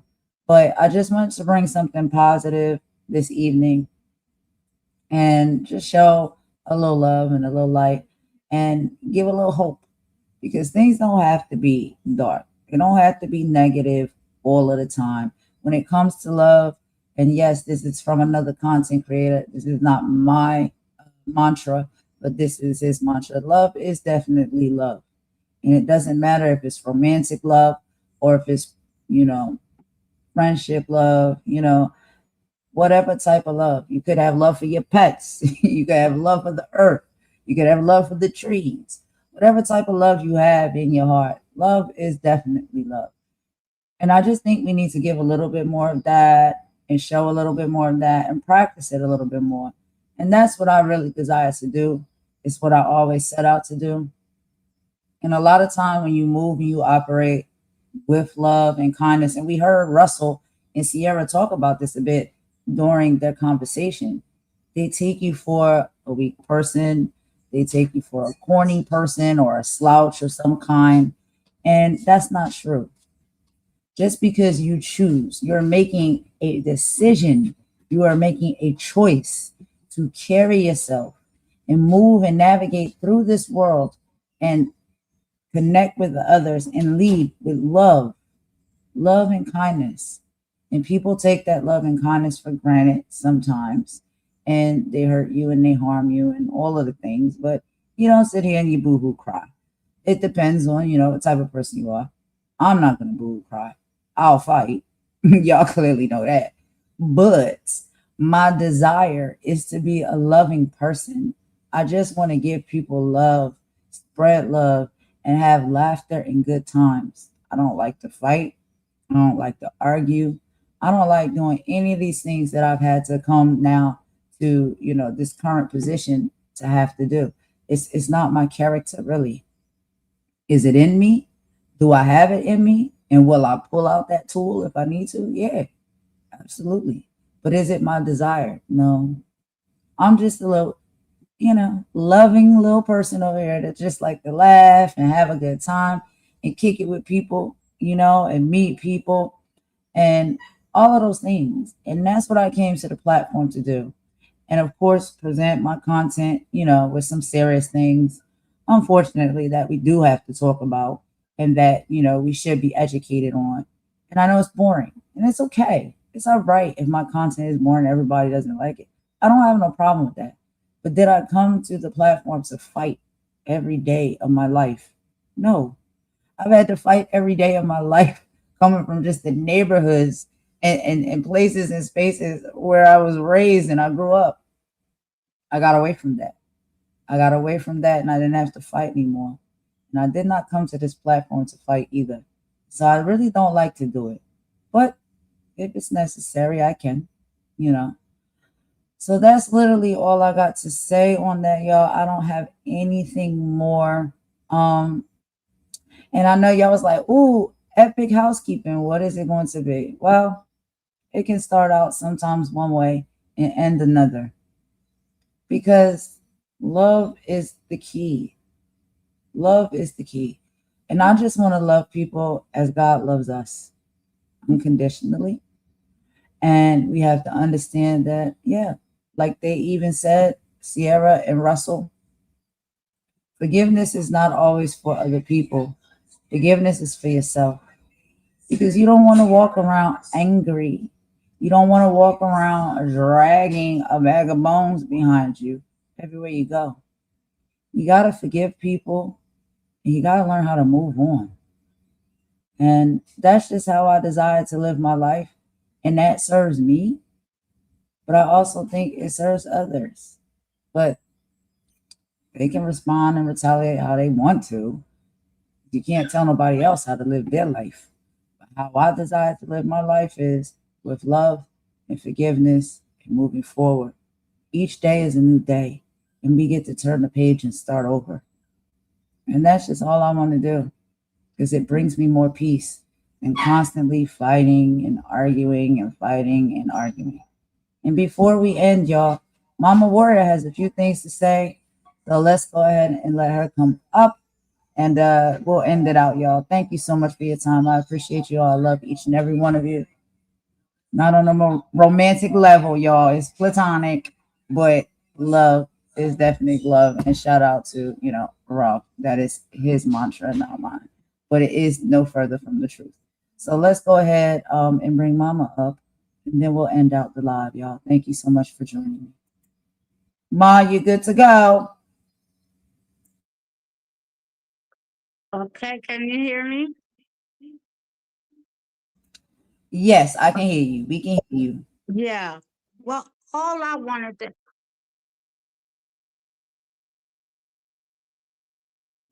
Okay, now the sound went out. Problem. Wait a minute, I'm having a problem. I'm having a Oh, Lord. problem here. Oh, just give me a sec. I'll help you. All right.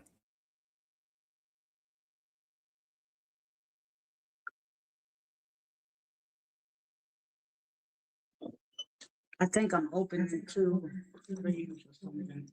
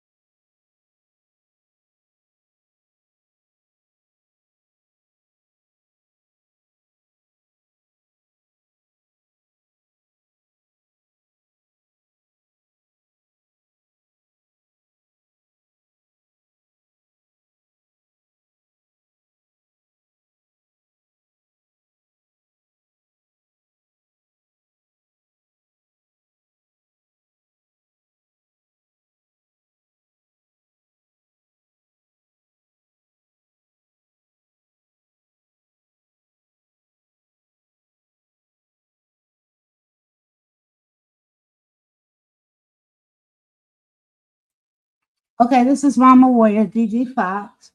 And Yeah, I was having a little difficulty with my phone there for a minute. But I did want to give a few notes toward housekeeping as well. Um, to be honest, I'm just really, really tired. I'm really exhausted, very tired of the back and forth. We know who's involved. It's like us against them. And I'm just tired of the name calling. I'm tired of the insults. I'm tired of the poking our nose in businesses that we have no right with our nose in, talking about people's families, talking about people's children, talking about people's habits if they have them, this kind of thing, alcoholics and who's on Uggs and ills, and it's just it's sick, and I'm really getting sick and tired of it. But one thing I have to address with Lady Letitia, she did say this would be the last day that she would mention us. And I want to piggyback on that and tell her that this will also be the last day that we will mention them. We are sick and tired of it, just like they're sick and tired of it. All this back and forth, it's enough room for everybody to do their thing and do what they're going to do. You don't have to like us. We don't have to like you. But we need to get on with our lives. You get on with your live and your channel. We get on with our lives and our channel. We don't mention you, as we said before, and you don't mention us. It's so simple. It's like elementary. You don't mention us. We don't mention you. You do your business over there how you do yours. We do ours over here how we do ours. And we don't have to have this back and forth. But here's how it goes. If you have gotten this message, Snoopy, Lady Letitia, Nick Mountain the Goat, Jane, and QQ, if you got this, then fine. But if you haven't gotten this message, then the gloves go back on and we have to do whatever we have to do. So I hope that is clear and understandable. And I think we should be adults and address each other by our names. Lady Letitia, you know Imani's name is not Iman. And I thought today I was very angry, and I said, now what if I called you Lady Lashida? I'd be wrong, right? I'd be wrong. That'd be ignorant, right? So how come we can't call each other by our names that we know that we have? Let's try to do that. And at least give each other that type of respect. We could do that. And that's all I have to say for this right now. All right, y'all. So y'all know how Mama Warrior get down, child. I cannot control her. She is a grown woman. She say what she say. She feel how she feel. And she had a few things that she wanted to come to housekeeping on this live and talk about. And, you know, that's literally it. And that's all. But literally, I meant what I said, like, for real. This is all getting very old. It is getting very annoying. And it is very immature. And I hear other people try to come and say that this camp over here and how we address things is very immature.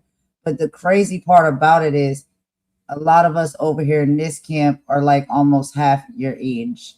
My mom is probably your age, but you're the main one who leads with this type of behavior and energy. We don't lead with it.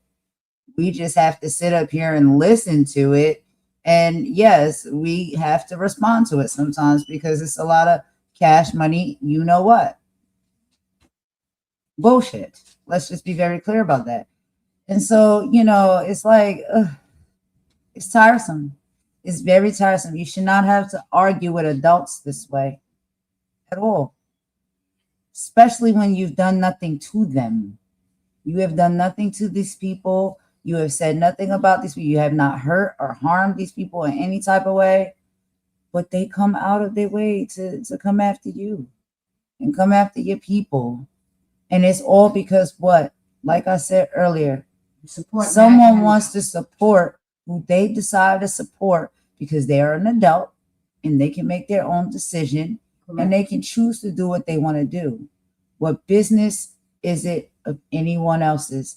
And if you don't like the choice that you made, that person has made, does it warrant you to be a tyrant? No, it doesn't. You just be like, well, child, good luck, and move on.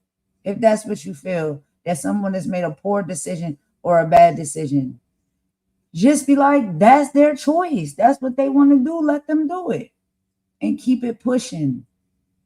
Does it warrant you to be a tyrant? Does it warrant you to go out of your way to stalk and look up people's families and put up their personal business online? Does it warrant you to tap into people's technology, to spy?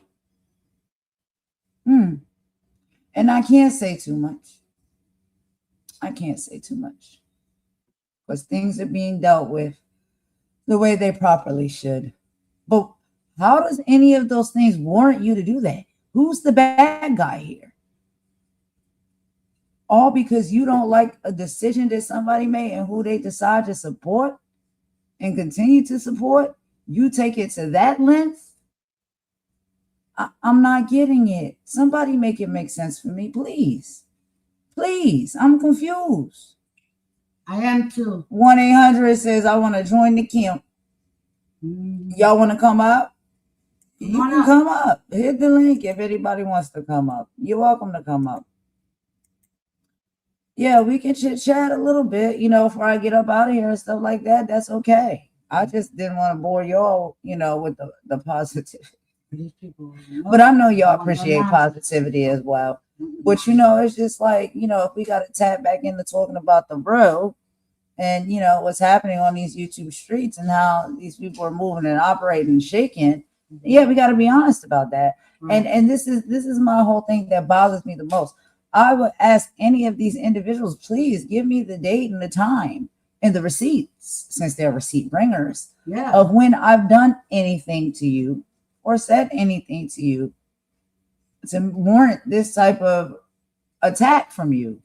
Like, I've not said or done anything to these people. And y'all see my energy and y'all see my personality. If there's anything that I have to say, it's not going to be behind your back. I'll say it to your face if that's literally how I feel about you. And I still can support you and still keep it real with you about how my feelings are. Do I care for your content? It's not my cup of tea, but I'll still support you because that's what we need to do as people. We need to support each other. We all may not be the same and do the same thing and have the same type of, content that we make.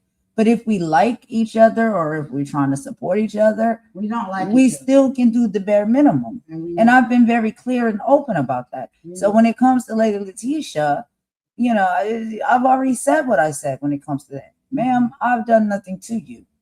You just solely don't like me because I've decided to forgive Maggie and move on. And as we seen Russell Wilson and Ciara say, when it comes to that, do it come from sometimes, yes, what we have in our hearts spiritually? Yeah, probably so. But is it also serve us better? Yeah, because I don't decide to hang on to anger and animosity. It doesn't serve me. It doesn't serve my spirit.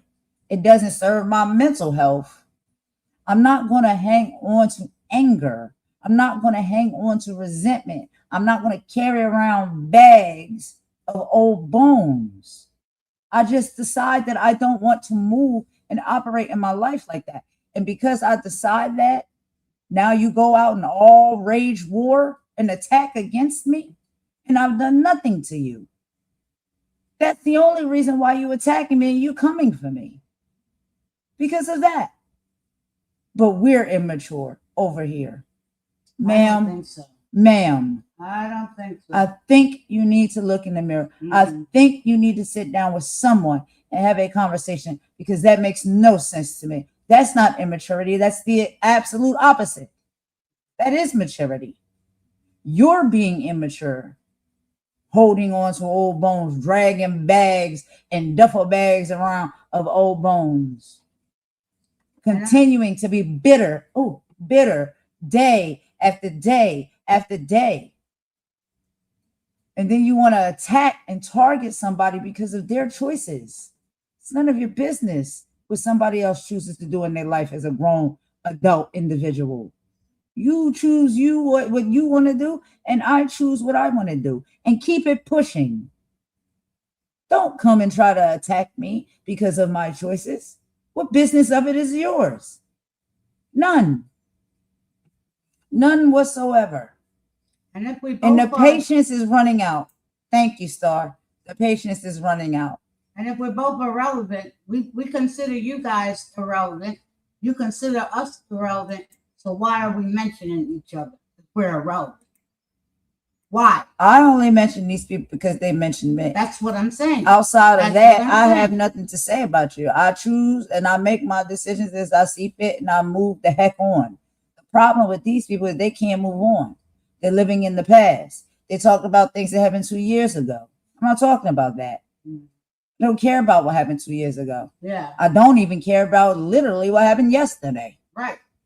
You have to move Life has forward to with your move life. on. Life has to move on. Yeah. So we're the immature ones. Where is the immaturity when it comes to that? Because that's the best way to be mature. The immaturity is when you can't move on. The immaturity is when you keep saying the same thing over and over and over and over again. The immaturity is when you're dragging somebody that's half your age. That's the immaturity. What do you mean we're immature over here? No, ma'am. No, ma'am. You guys are immature over there. You're the ones who are acting like you're in elementary school. I just want with these individuals and these people. I'm not. You don't get to sit that mouth over there and come up out of it and say anything about me and mine over here, ma'am. Nobody was coming for you. Nobody was thinking about you. You interjected yourself. You inject yourself into everybody else's issues and problems, and you know nothing about them. Nope. So when people tell you, hush up, be quiet, because you don't know what you're talking about, I suggest you do that. That's all. Leave people alone. How many warnings do you need? People have asked you kindly multiple times, talk about us, please. Don't talk about us. Leave us alone. You don't know what you're talking about. Please move on. Carry on. Talk about something else. You don't heed the warning. And then now you want to get upset and you want to dog whistle and act like people are really out here, what? Threatening people? Threatening. No, there's no threats. What there is proper legal actions.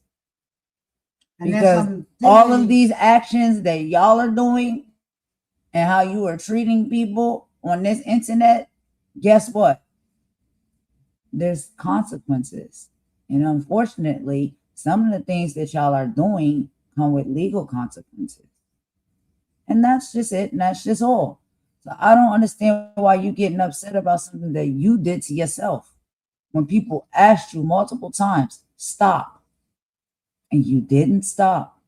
You kept it going because you thought it was funny. It's not funny. It's not a game.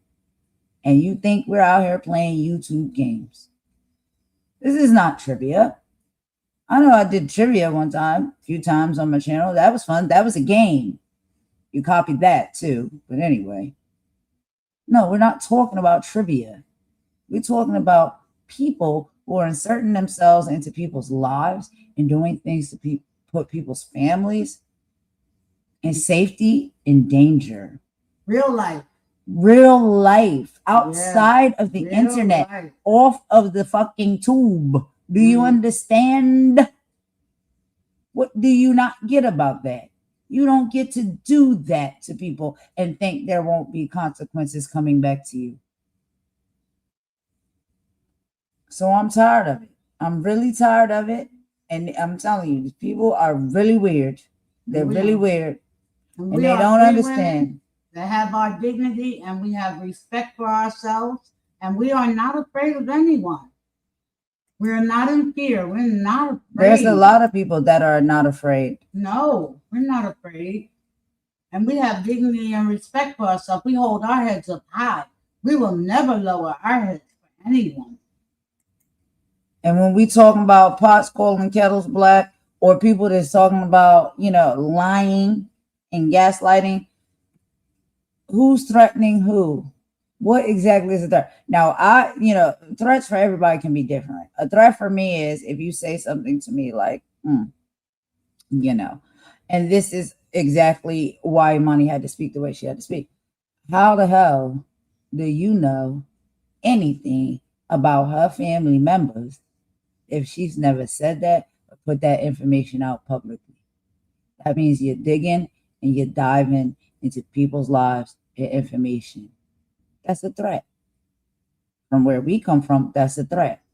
When you sit up here and you tell us, I'm the one you need to be scared of, that's a threat. From where we come from, that's a threat. So you're threatening people, but you want to sit up here and act like because you threatened somebody and they took the proper responses that they needed to take legally against you, that you are being threatened. And you have to understand, because I understand that you're on the list somewhere, I think in the black tea sector, and you think maybe you're black. But you have to understand, like, when people talk, sometimes the vernacular is probably something that you don't understand. So when I say I kick down your door, I'm talking about I will come over to your YouTube channel and square up in your comment section and then come up on your panel and get in your face and talk to you directly. That's not a threat. I'm not threatening to come to your home, wherever it is you live at, and kick down your door. That's how I talk. So stop with the gaslighting, because you already know what I meant when I said that, but you're trying to be funny. I will come up on anybody's channel, in anybody's chat, and if you want to bring me up on a panel, we can have the conversation face to face. Because to me, that's as close as we're going to get face to face on this internet, virtually, is us having a conversation one-on-one on a panel. Period. So if you got something to say, you want to have a conversation, I will come over there and have a conversation with you. Or you can come over here and have a conversation with me. And I'm going to say exactly what I'm saying, no matter where else I say it. It can be here on my channel. It can be over there on your channel. I'm going to say it the exact same way every single time. Straight to your face like that. So don't sit up here and gaslight like somebody saying they're going to come to your home and kick in your door and all of the things. It's a vernacular. And you would know that if you knew more about the culture and kind of how we talk and stuff like that, where are we from, but you don't know enough about that.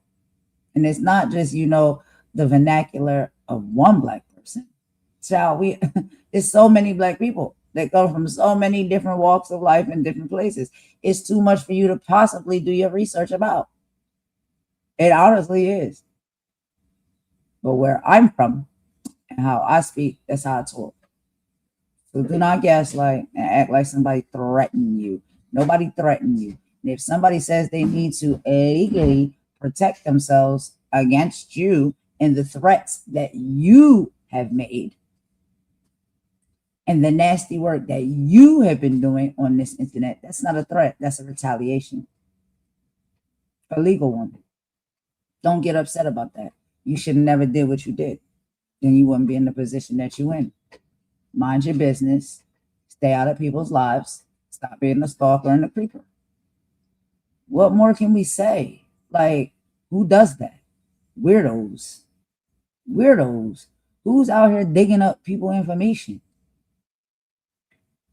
And why? Why are we doing this on YouTube? It's weird. It's very weird. Now, you have to understand, somebody starts it first, and they put somebody and their family in danger. The next person may retaliate by doing the same to you. But sometimes you have to get a taste of your own medicine, right? If you want to do something to somebody, they might do it back to you on retaliation purposes. But are they going out of their way for no reason whatsoever to do that to you. No, you're doing that. And you think you're going to catch people slipping, and you just going to allow, think that people just going to allow you to walk all over them and harass them and their family and their safety and not meet you with the same energy. That's what you think? It don't work like that, especially with individuals that come from certain different parts of the world and spaces and places. You don't know all of the people you out here dealing with and what they're capable of and how they respond to things such as that. So I suggest that you leave people alone. Let's not play the game of recording each other's conversations Right. and lives. If you want to do that, then we'll start recording your conversations and lives as well. Okay? But we'll make it fair. Okay? So let's stop doing that. Very creepy, Star. Exactly. Nobody's threatening you. Nobody was thinking about you or talking about you. But to grow your channel, you decided you want to be over there and be Snoopy Badass and get into everybody else's damn business and go dig in deep and get information about their background and their life and talk about it because you think that's a trending thing to do for content on this platform. And you think when you do that to people, you're not going to get a response back, or you will get a response back, and people will retaliate against you and back towards you the way they see fit. And guess what? Everybody comes from a different area, so you don't know exactly what they're capable of and what they're going to do. Well, so I think you should stop. Mm-hmm. You should stop. Find a skill. Do you know how to knit? Mm-hmm. Can you bake an apple pie? Right. Is there anything you can do instead of being in other people's business and digging up their personal lives and information? And not just them, their family members as well. Putting people in harm's way by running your chops and your lips on this internet, telling people information about people because you don't like them, because you just don't like who they decide to support. You have no reason to dislike anybody. You are evil and hateful, bitter ass Betty. That is your name. That is your title. And it will remain. Well, as she say, we're bitches. Mm-hmm. I guess moving on past that. We're all bitches. Moving on past that, y'all, because, y'all know how I get. And I don't want to get like that tonight. We had such a loving and a nice beginning of the live. But we promise y'all some housekeeping, and this is the housekeeping. This is what it is. No one is lying on this woman. No one has done anything to this woman. No one even knows who this woman is. She decided to slither her ass out from under some type of rock and to create and build her channel, talk about all of us in such a nasty, negative way. Doing some things that are actually criminal. Yeah. And now you think that you will not pay for those actions. Ma'am, you will. And we have warned you and asked you multiple times before to leave us alone and stop. And you did not do that. So you made your bet, and now you have to lie in it. Don't get upset.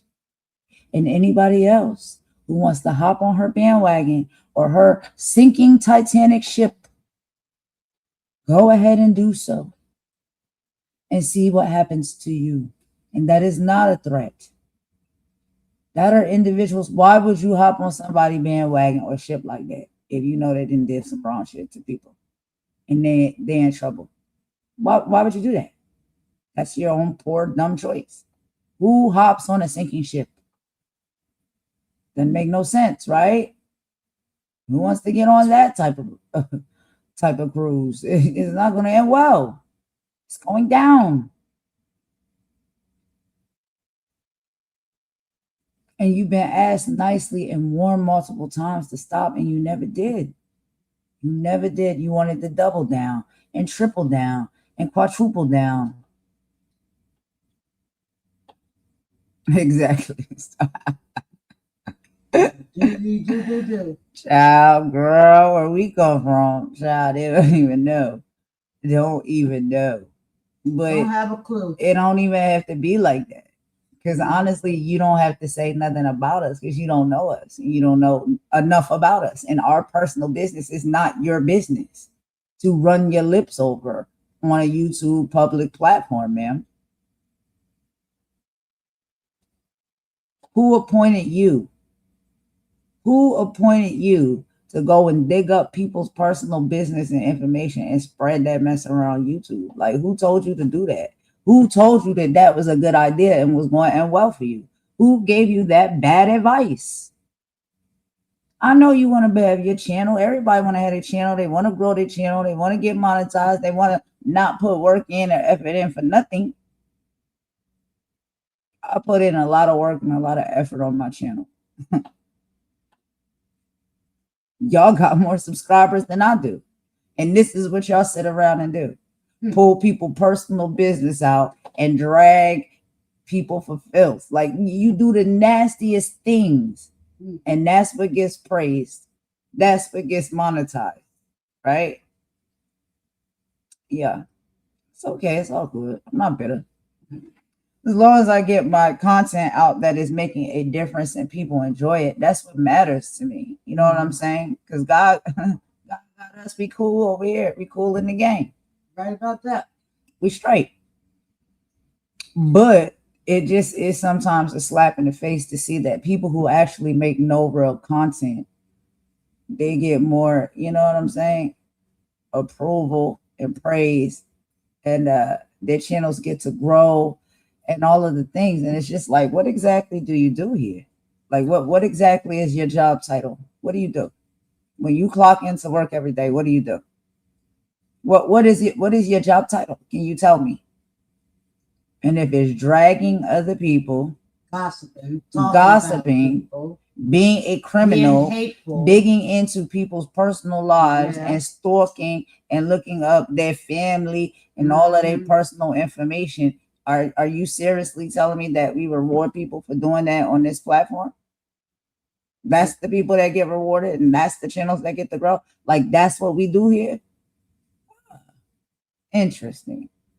Sounds like something to me, but I won't say what it is. Sounds like a you know, I don't be biting my tongue. And Lady Letitia, sounds like a criminal enterprise to me. You actually did a real good job today with content until you got to the very end, and then you had to open that mouth again about us. Oh, but you had some content. You was she doing did pretty slide good. that one up in there at the end. Yeah. I don't know who made you the pit bull of the gang, that you come out and forbid people to mess with Snoopy. I forbid you, and you should. Who gave you that position? Snoopy is a big girl. I think she can. I think a woman, she can defend take care of herself. She don't need you. I don't understand why you feel as though you need to defend a Snoopy. Snoopy is the big girl. She can defend herself just fine. Because she's been out here wreaking havoc just fine. So if you can wreak havoc just fine, you can defend yourself just fine when that havoc comes back to your door. Right. And no, not your literal door. You probably need to pull your head out of Snoopy's ass. Pull your head up out of her ass and get on with your. But I guess you got your tier or your number on the Black Tea sector list, and now you feel as though you got to live up to it, right? So now it's like, that's what I'm asking. Like, what do y'all do here? Like, what do y'all do at this organization? What do y'all do here at this business? Like, what's the job title? If you're able to be on lists, and some people can come in first place, second place, third place, all of the different places based off of performance. What is the said performances that you are doing? So what do you do here at this company, in this business? What do you do? What's your job title? What do you do? And so I guess you got to earn your keep, because they gave you that tier on that list. And I guess now you think you got to live up to it. Yeah, you got to do your job. I get it. You got to work. You got to get out there and work. What you got to do, girl? Work. You best back away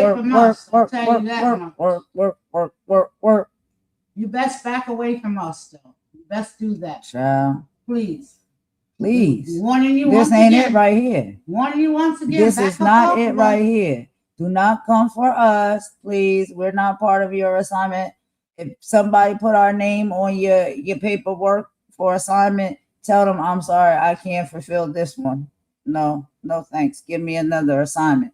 Please ask for a different assignment because this is not it. This is not it for you. It's not. It's not it for none of you. So please go back and get different assignments from whoever is giving you your assignment. Or if you think you got something to prove, please don't get out here and make yourself look like a fool. Because it's not worth it. It's really not worth it. Yeah. Just stop. To be on somebody's fake ass YouTube list of an organization and a job that you don't even know what your assignment or your task is on that job. Like, what do you do here? What do you do? What is the assignment? What is the assignment? And can you understand it? Because never mind, Sean. I ain't gonna be nasty work.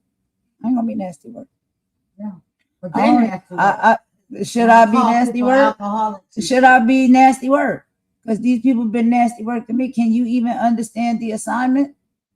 Y'all over I there don't popping even all think kinds that of- you can read the assignment to understand the assignment. Y'all probably over there popping all That's kinds the of- nasty work.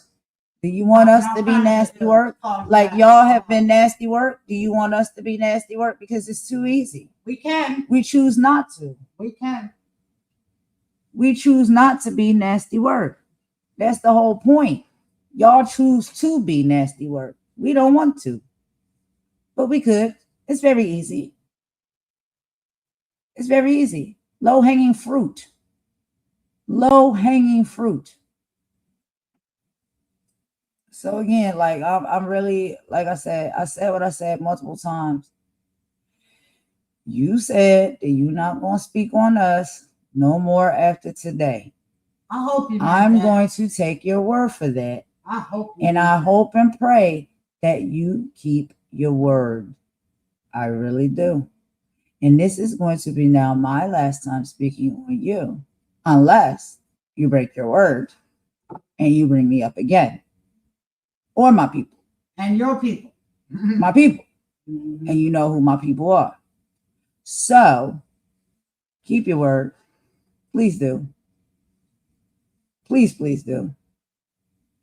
And that other one over there, Snoopy Doopy Doopy Doo, Snoopy Luther King, Snoopy Tubman, Snoopy X, whatever she want to call herself, man, we done already told you multiple times. Stay silent. And let's be very clear. Just because you do not go live doesn't mean that you're not going around, slithering around like a snake, still being nasty work, because we see you. We do. So let's just be very clear about that. Don't sit up here and argue and talk about, I ain't gonna lie anything about. No, we see what you say. And we see what you try to do. And we see the lineups that you try to make. You try to line people up. Nasty work. Because you're too weak. So you got to go out here and go to other people's channels and convince them to believe your story and send them super chats and gifted memberships and get them to do your bidding. Everybody sees because through you're too weak to do it by yourself and you know it. Everybody sees through you, Snoop. And you want to be a nasty piece of work, ma'am, you don't know what a nasty piece of work is. Nope. Trust me, you do not know. You don't. No idea. So I would suggest you keep your lips up off of me and my people. That's it, period. It's too easy. I don't understand what y'all don't understand about that. Keep your lips up off of me and my peoples. And you and your minions. Your minions over there.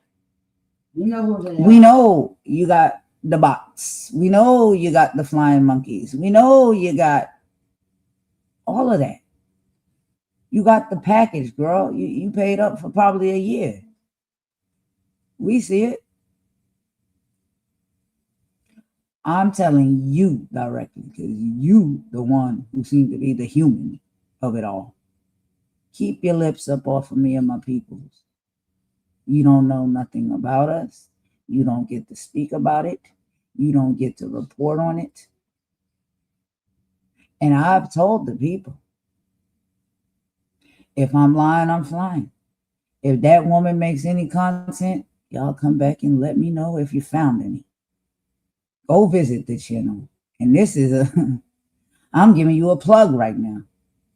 Go visit a channel and go listen to her lives and see what she do on every single live. Talk about everybody else, y'all. Just talk about people. That's all. And that's content. And you want us to believe that your channel is getting subscribers and monetized for that? Y'all got to be kidding me. Gotta be kidding me. Ain't no way.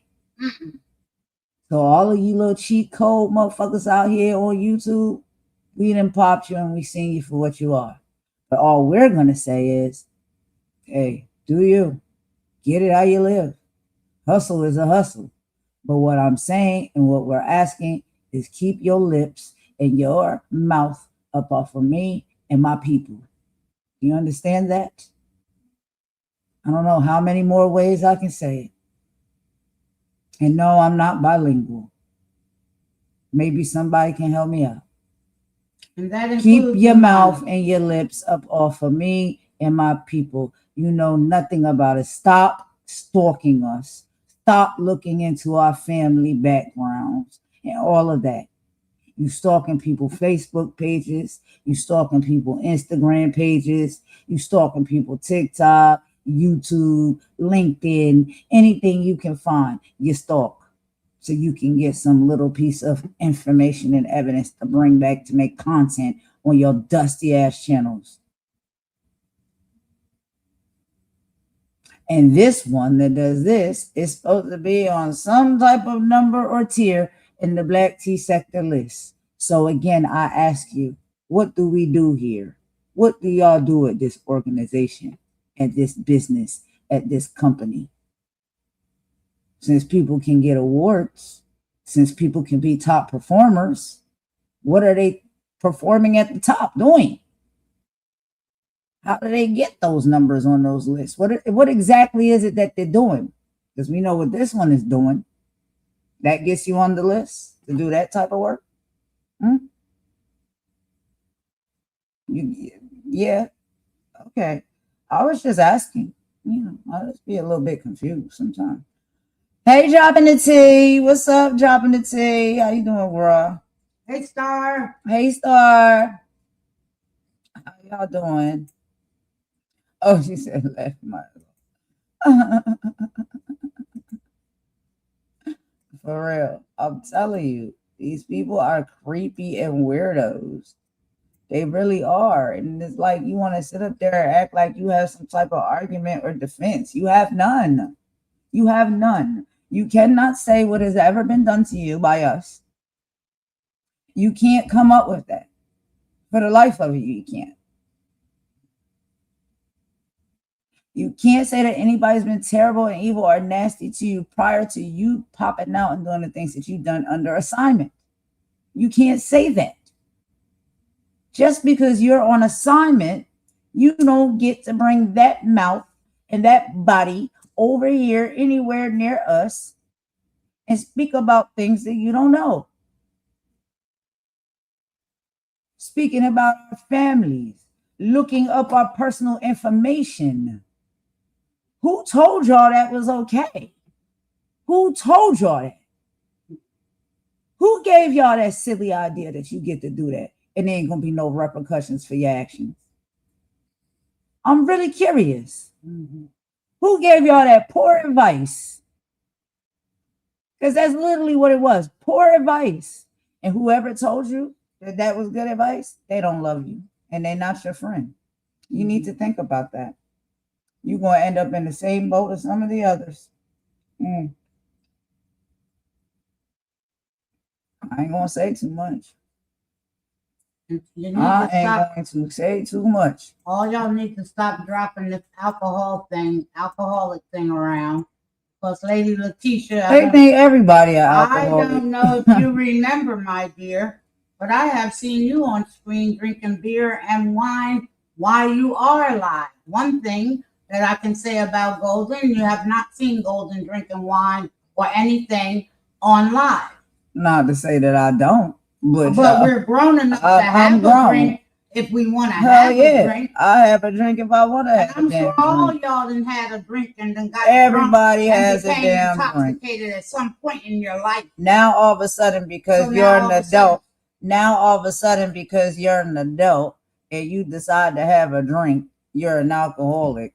Come on. That's bullshit. Y'all are really weird. That is bullshit. You're really, really weird when it comes to these things that y'all say. Like, make it make sense. Please. There is nothing wrong with my grandchild. There's nothing wrong with Child, my grandchild. I already told them, you know, because how they do the incriminating things and they go and try to look into your medical records and stuff. If y'all want to call and find out the hospital or the doctor's offices and stuff where my son go to, and y'all want to go look up his medical records, go ahead and pretend to be somebody who's supposed to be calling there and call there and then ask them about his records and all of that. And then come back and let me know about my son. But otherwise, keep your damn mouth off of my grandchild. Keep your mouth off of my grandbaby. There's that. There's that. But, you know, you tell them that and it's like they ain't going to listen to you. But what I would tell them is just do what they already do, incriminating things. So if you want to go look up my son's medical records, go ahead. Go ahead. Go look up his medical records. You tell me if he got fetal alcohol syndrome. Tell me what they tell you when you call and get his records.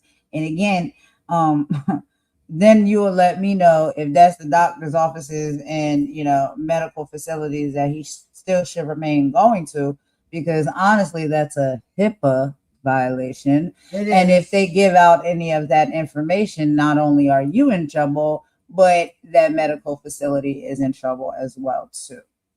So I didn't know if y'all knew that legally. Well, that's nasty work. Now, see, that's nasty work. That's real nasty work, but it's honest work. Yeah. It's honest work. Yeah. Because people be out here doing things what they know nothing about. Like, making money on and then try to laugh. Don't laugh. I've worked in the medical field like my whole career.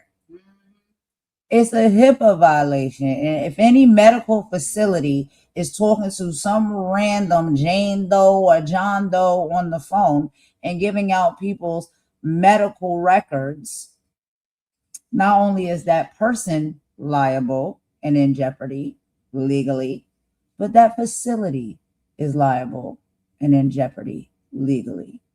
And we ain't gonna say much more. We won't say much more, but I'll be trying to help y'all people out. And y'all don't be wanting to take the damn advice. You just sitting out here digging yourself deeper and deeper and deeper and deeper. So like I said, if you want to find out for yourselves if my son has alcohol fetal syndrome, go ahead. Have somebody call his medical facility and see if they can get his medical records. I know y'all. First off, you'll find when you get those medical records back that you're gonna get a negative on that. Yeah. And second off, if they give you any information, then I guess I'm gonna have a pretty hell of a lawsuit. But anyway, y'all, I don't want to do this no more because I'm telling y'all for real, these people do not want to play when it comes to legal, when it comes to any of these things. They don't want to play. Do not play in this zone over here. Mm-mm. Don't act like because I talk like this and I got a little accent like this and whatnot. And I'm a little, like I say, yeah, a little ghetto. And then Lady Letitia, you think that that's a joke? Well, ma'am, you sit up there and act like you're some type of princess from the palace. They would never let you through the door. No. So please, no, don't you dare sit over there and try to make fun of anybody for being ghetto. Ma'am, your fingernails, yeah, that's ghetto. That's really ghetto. They're really long, and I don't know how you wipe your ass. I don't. I will hope you wash your hands 2 to 3 times after you take a shit, because it looks a little bit unhygienic to me. And yeah, I'm going all the way in because y'all won't stop. You decide that you're not going to stop. You're going to keep doubling down, tripling down, quadrupling down, and you think that we sit over here because we decide to be intellectuals and actually do content and not worry about your asses that we're slow leaks and we're soft. I'm not soft for not 1 minute. When I told you it's too easy to be a villain and it's too easy to be nasty work, it is. So do not come for us. We've asked you nicely multiple times and you refuse to stop. Lady, let's So like I said, after today, you said it out your own lips. Everybody heard it. You will not be speaking on us no more. We're not important. We're slow. We're dumb. But all of the hell things that you said over there today. But you said, most importantly, you won't be speaking on us no more. I'm going to hold you to it. I am going to hold you to that. I would like you to hold yourself to your own word. Do not speak on us no more. You said you wasn't going to do it out your own mouth. Thank you very much. Now, don't go back on your word. Don't go back on your word and what you said, because we heard you say we're not important enough and all of the things. Okay, thank you very much. Don't speak on us no more. Don't say not never one more thing. And that's it, and that's all.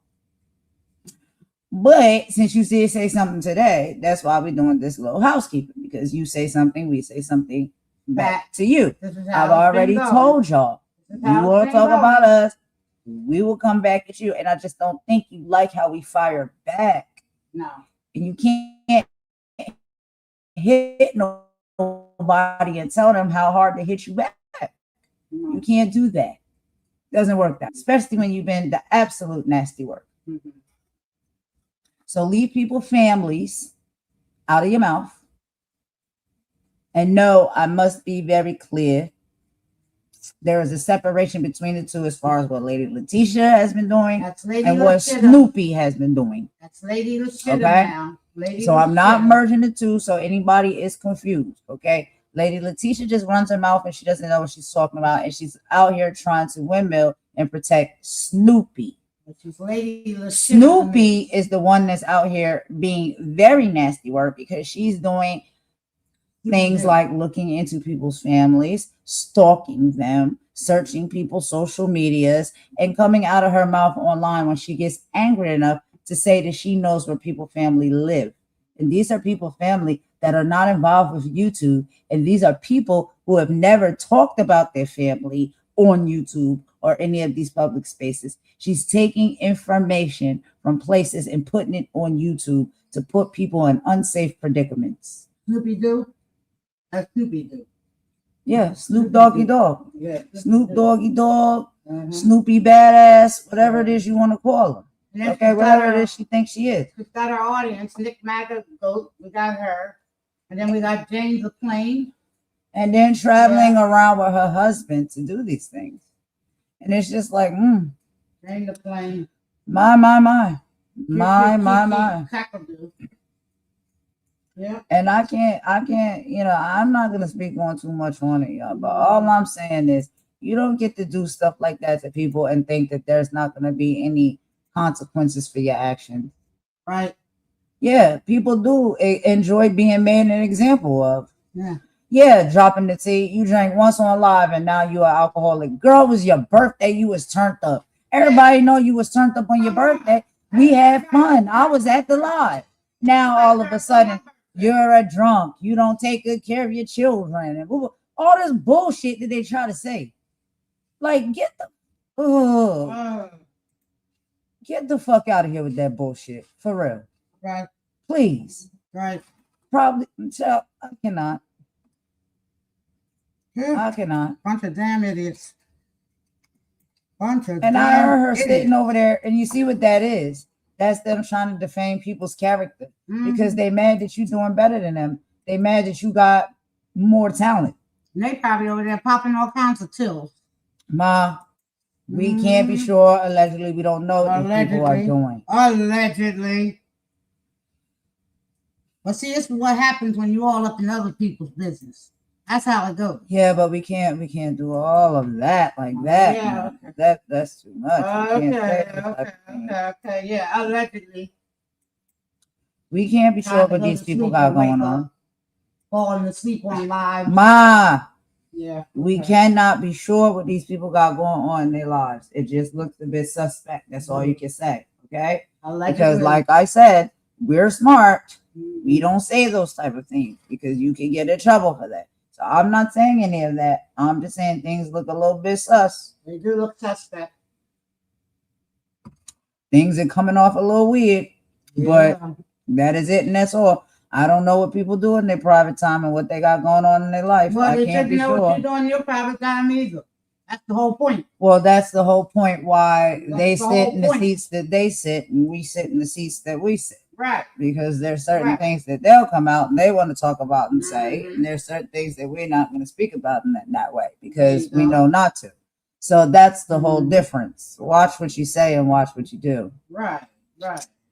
There's consequences for that. Yeah. She said, I'm a pothead, not a drunk.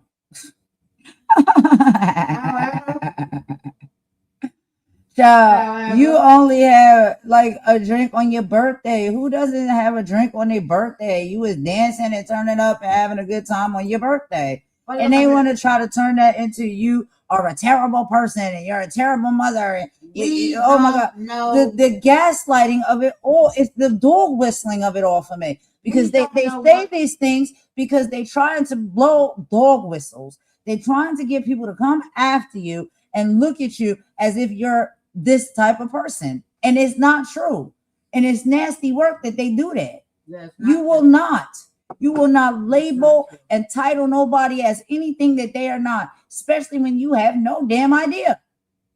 You're just doing it because you're a hater. Because that person is better than you. They're more talented than you. They're more interesting than you. People like them better than you. Don't be upset about that. You just ain't got the juice. So go find juice and stop being a nasty piece of work and doing the things that you're doing. Because I'm telling you right now, a lot of these things that y'all doing, it's not going to end well for you.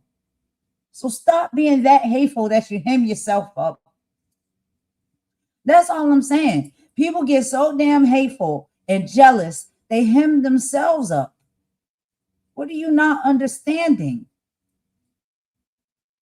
Then they think that they playing. Oh, you think you just don't know nobody when you come on this damn internet. You don't know what people are capable of. And you don't know what people do in their homes. You don't know We're in nothing. each other's house. So we don't know what people do in their homes.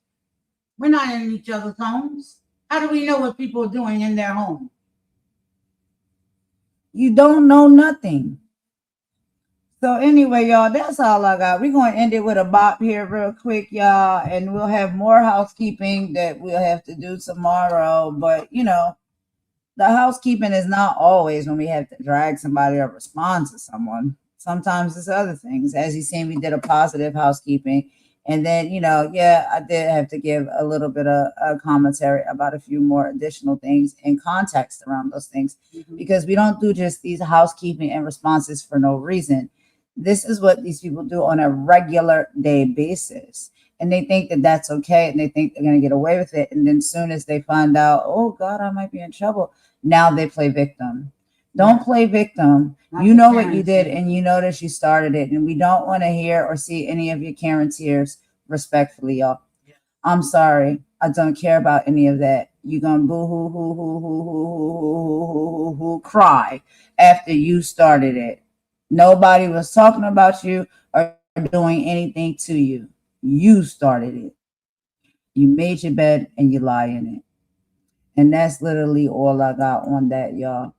But yeah, dropping the T-Store. Thank you so much, y'all, for coming in. I appreciate that. I'm about to check out y'all lives and stuff as well. I got some to catch up that I got to watch on the replay. So I'm going to go ahead and do that as I chill back and kick back, y'all. But yeah, y'all know what it is. They coming after all of us. They coming after all of us. And it's all because they hate us. I really pray that Letitia keeps her word. Yeah, Letitia, keep your word, babe. You said you're not going to talk about us anymore after today. We're holding you to that. I hope you don't. And let's be very clear. It doesn't matter if you go live and talk about us. If we see you in anybody's chats talking about us as well, that counts. That counts. So let's be clear. Don't go back on your word now. Don't go back on your word. Please don't. Please don't. Because there's no reason for you to be dragging us and coming for us for no reason at all. You out here, what, trying to stick up and be, what, woman king for Snoopy? She already said that she was Snoopy Luther King. I think she can handle herself. She don't need you to stick your neck in it. Hey, Letitia trying to be the pit bull. He's the pit bull. Well, you know, you got to earn your Pit bull keep. of the crew. You got to earn your keep and your spot on the black tea list. So, you know, do what you got to do, but hey, keep us up out of it. Okay, find another way to get it done. But y'all, that's all I got on that. I'm going to go ahead and play a bop on the way out. I will talk to y'all tomorrow. We got, of course, another live. I think we're doing politics tomorrow, and we will have some more housekeeping. But thank y'all for all y'all love and support. I'll talk to y'all real soon, y'all. I'm getting ready. Y'all. Talk Go to you ahead later. and end it. All right, we out.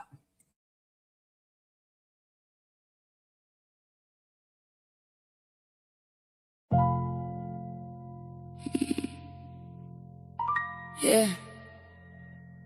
Funny how people love throwing rocks to the glass breaking their house. Don't start nothing. Won't be nothing. Don't start nothing. Won't be nothing. Quit crying now. You was loving the dysfunction. Talk slick online. Now it's tension in public. Same dirt you was throwing came back by the bucket.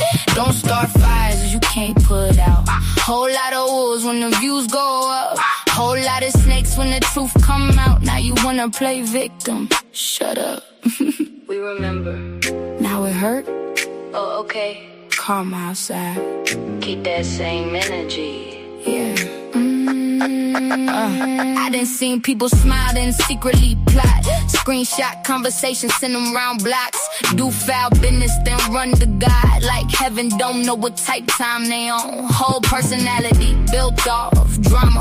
Whole page built off tearing down mamas. Whole crew fake. Everybody gossip, then act confused when life get darker. Nah. You created that storm. Every lie got a price. Every snake get exposed eventually. That's just life. See, the internet made weird people famous. Everybody tough with edits and angles. Everybody gangster behind them captions. Till real pressure finally make them anxious. Now they posting little quotes about peace. After years of being messy for free. You can't stab folks then scream don't bleed. That ain't karma. That's receipts. Don't start nothing. Won't be nothing. You was out here moving low and disgusting. Not the same energy turned disruptive. And your own people ain't even trusting. Don't throw dirt then hide your hands. Universe spin back, that's God's plan. You made beds in all that chaos. Now lay there and deal with that. Tip, tip, tip, toe. Now they ducking their comments. Funny how bullies get quiet when karma responding. Now it's protect mental health. But where was that energy wrecking everybody else? Quiet, that guilt hit different at night. When the same pain you caused starts showing up in your life. I seen YouTube friendships turn into warfare. Seen fake love disappear when the crowd stares. Seen people build channels off humiliation, then panic once they own name get dragged there. That's the game though, cold world. Everybody wanna spend somebody else's pain go. Views up, morals down. Whole lot of lost souls wearing fake crowns. And I ain't perfect, but I learned one thing. If you keep sending hate out, the hate gon' ring. Back to your phone, back to your home, back to your spirit when you alone. That's why I move careful, watch who I feed. Some folks water drama like plants and weeds, then cry online. Why everybody against me? Girl, you been foul, people just finally seen it. Don't start nothing, won't be nothing. Quit acting shocked cause the truth got ugly. All that shady energy turned corrupted. Now the same smoke got your whole life flooded. Don't start wars and ask for grace. Can't move dirty, then outrun fate. Life got mirrors for every snake. And karma always know your face. Everybody tough when they hurting people. Different story when the hurt come home.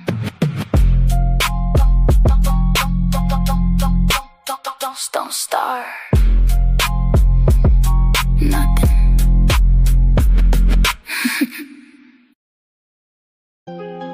Funny thing about hate, the people that say they can't stand you know everything about you.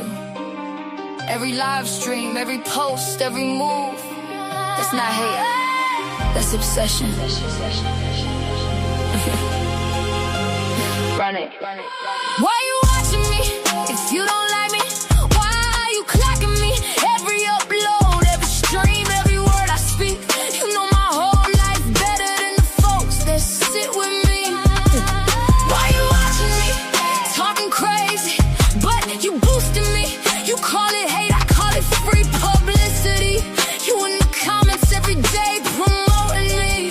Why you watching me? You say I'm fake, but you never miss a show. Notifications on front row, screenshot queen. Got photos on your phone, studying my life while neglecting your own. Every week another rumor gets spun.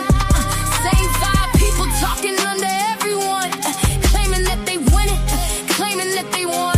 But somehow I'm still the topic every month. Ain't that funny? You know my schedule, you know my guests, you know my circle, you know my steps. Know every sentence, know every laugh, know every live stream, from beginning to last. Girl, that's work. Should've sent the resume. Spent 10 years watching me and still ain't get paid. Meanwhile, I'm building while you sitting in rage, trying to stop my shine while giving me engagement. Why you watching me if you don't like me? Why are you clocking me? Every upload, every stream, every word I speak. You know my whole life better than the folks that sit with me. Why you watching me? Talking crazy, but you're boosting me. You call it hate, I call it free publicity. You in the comments every day promoting me. Why you watching me? Yeah, YouTube streets got detectives on patrol. Whole channel built around another woman's goals. Breaking down thumbnails, breaking down clothes, breaking down friendships, breaking down souls. Talking all day but accomplishing none. Living through drama like it's oxygen. Trying to recruit every bit of little frame, building fake armies that collapse in the end. See, I learned something. Misery needs company. Happy people don't spend years on a hunting spree. Successful folks ain't checking who I talk to. Successful folks too busy making boss moves. The math ain't mathing. Let's be factual. If I was irrelevant, why are you so attached to me? If I was finished, why you still react to me? You built your platform off reacting to me. I don't fear criticism. Criticism helps people grow. But obsession, that's different. Imagine waking up every day to monitor somebody you claim you don't like. That's not power, that's a prison. And you built the cell yourself. Yeah. God got me walking and I know who I am. Can't no comment section cancel God's plan. People throw stones when they don't understand, but every attack on the strength is the stand. I pray for my enemies, wish them healing too, cause carrying that much anger got a cost to you. While you counting my blessings, I'm counting mine. While you studying my life, I'm improving mine. See the difference? One road builds, one road destroys. One creates peace, one just creates noise. And when the camera's off and the live stream ends, you still gotta face yourself, my friend. Why you watching me if you don't like me? Why are you clocking me? Every upload, every stream, every word I speak. You know my whole life better than the folks that sit with me. Why you watching me? Keep talking, keep posting, keep obsessing, keep proving my point.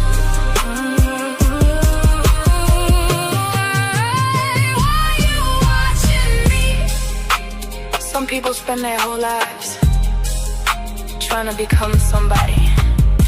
Others spend their whole lives watching somebody become somebody. Choose wisely. Choose wisely.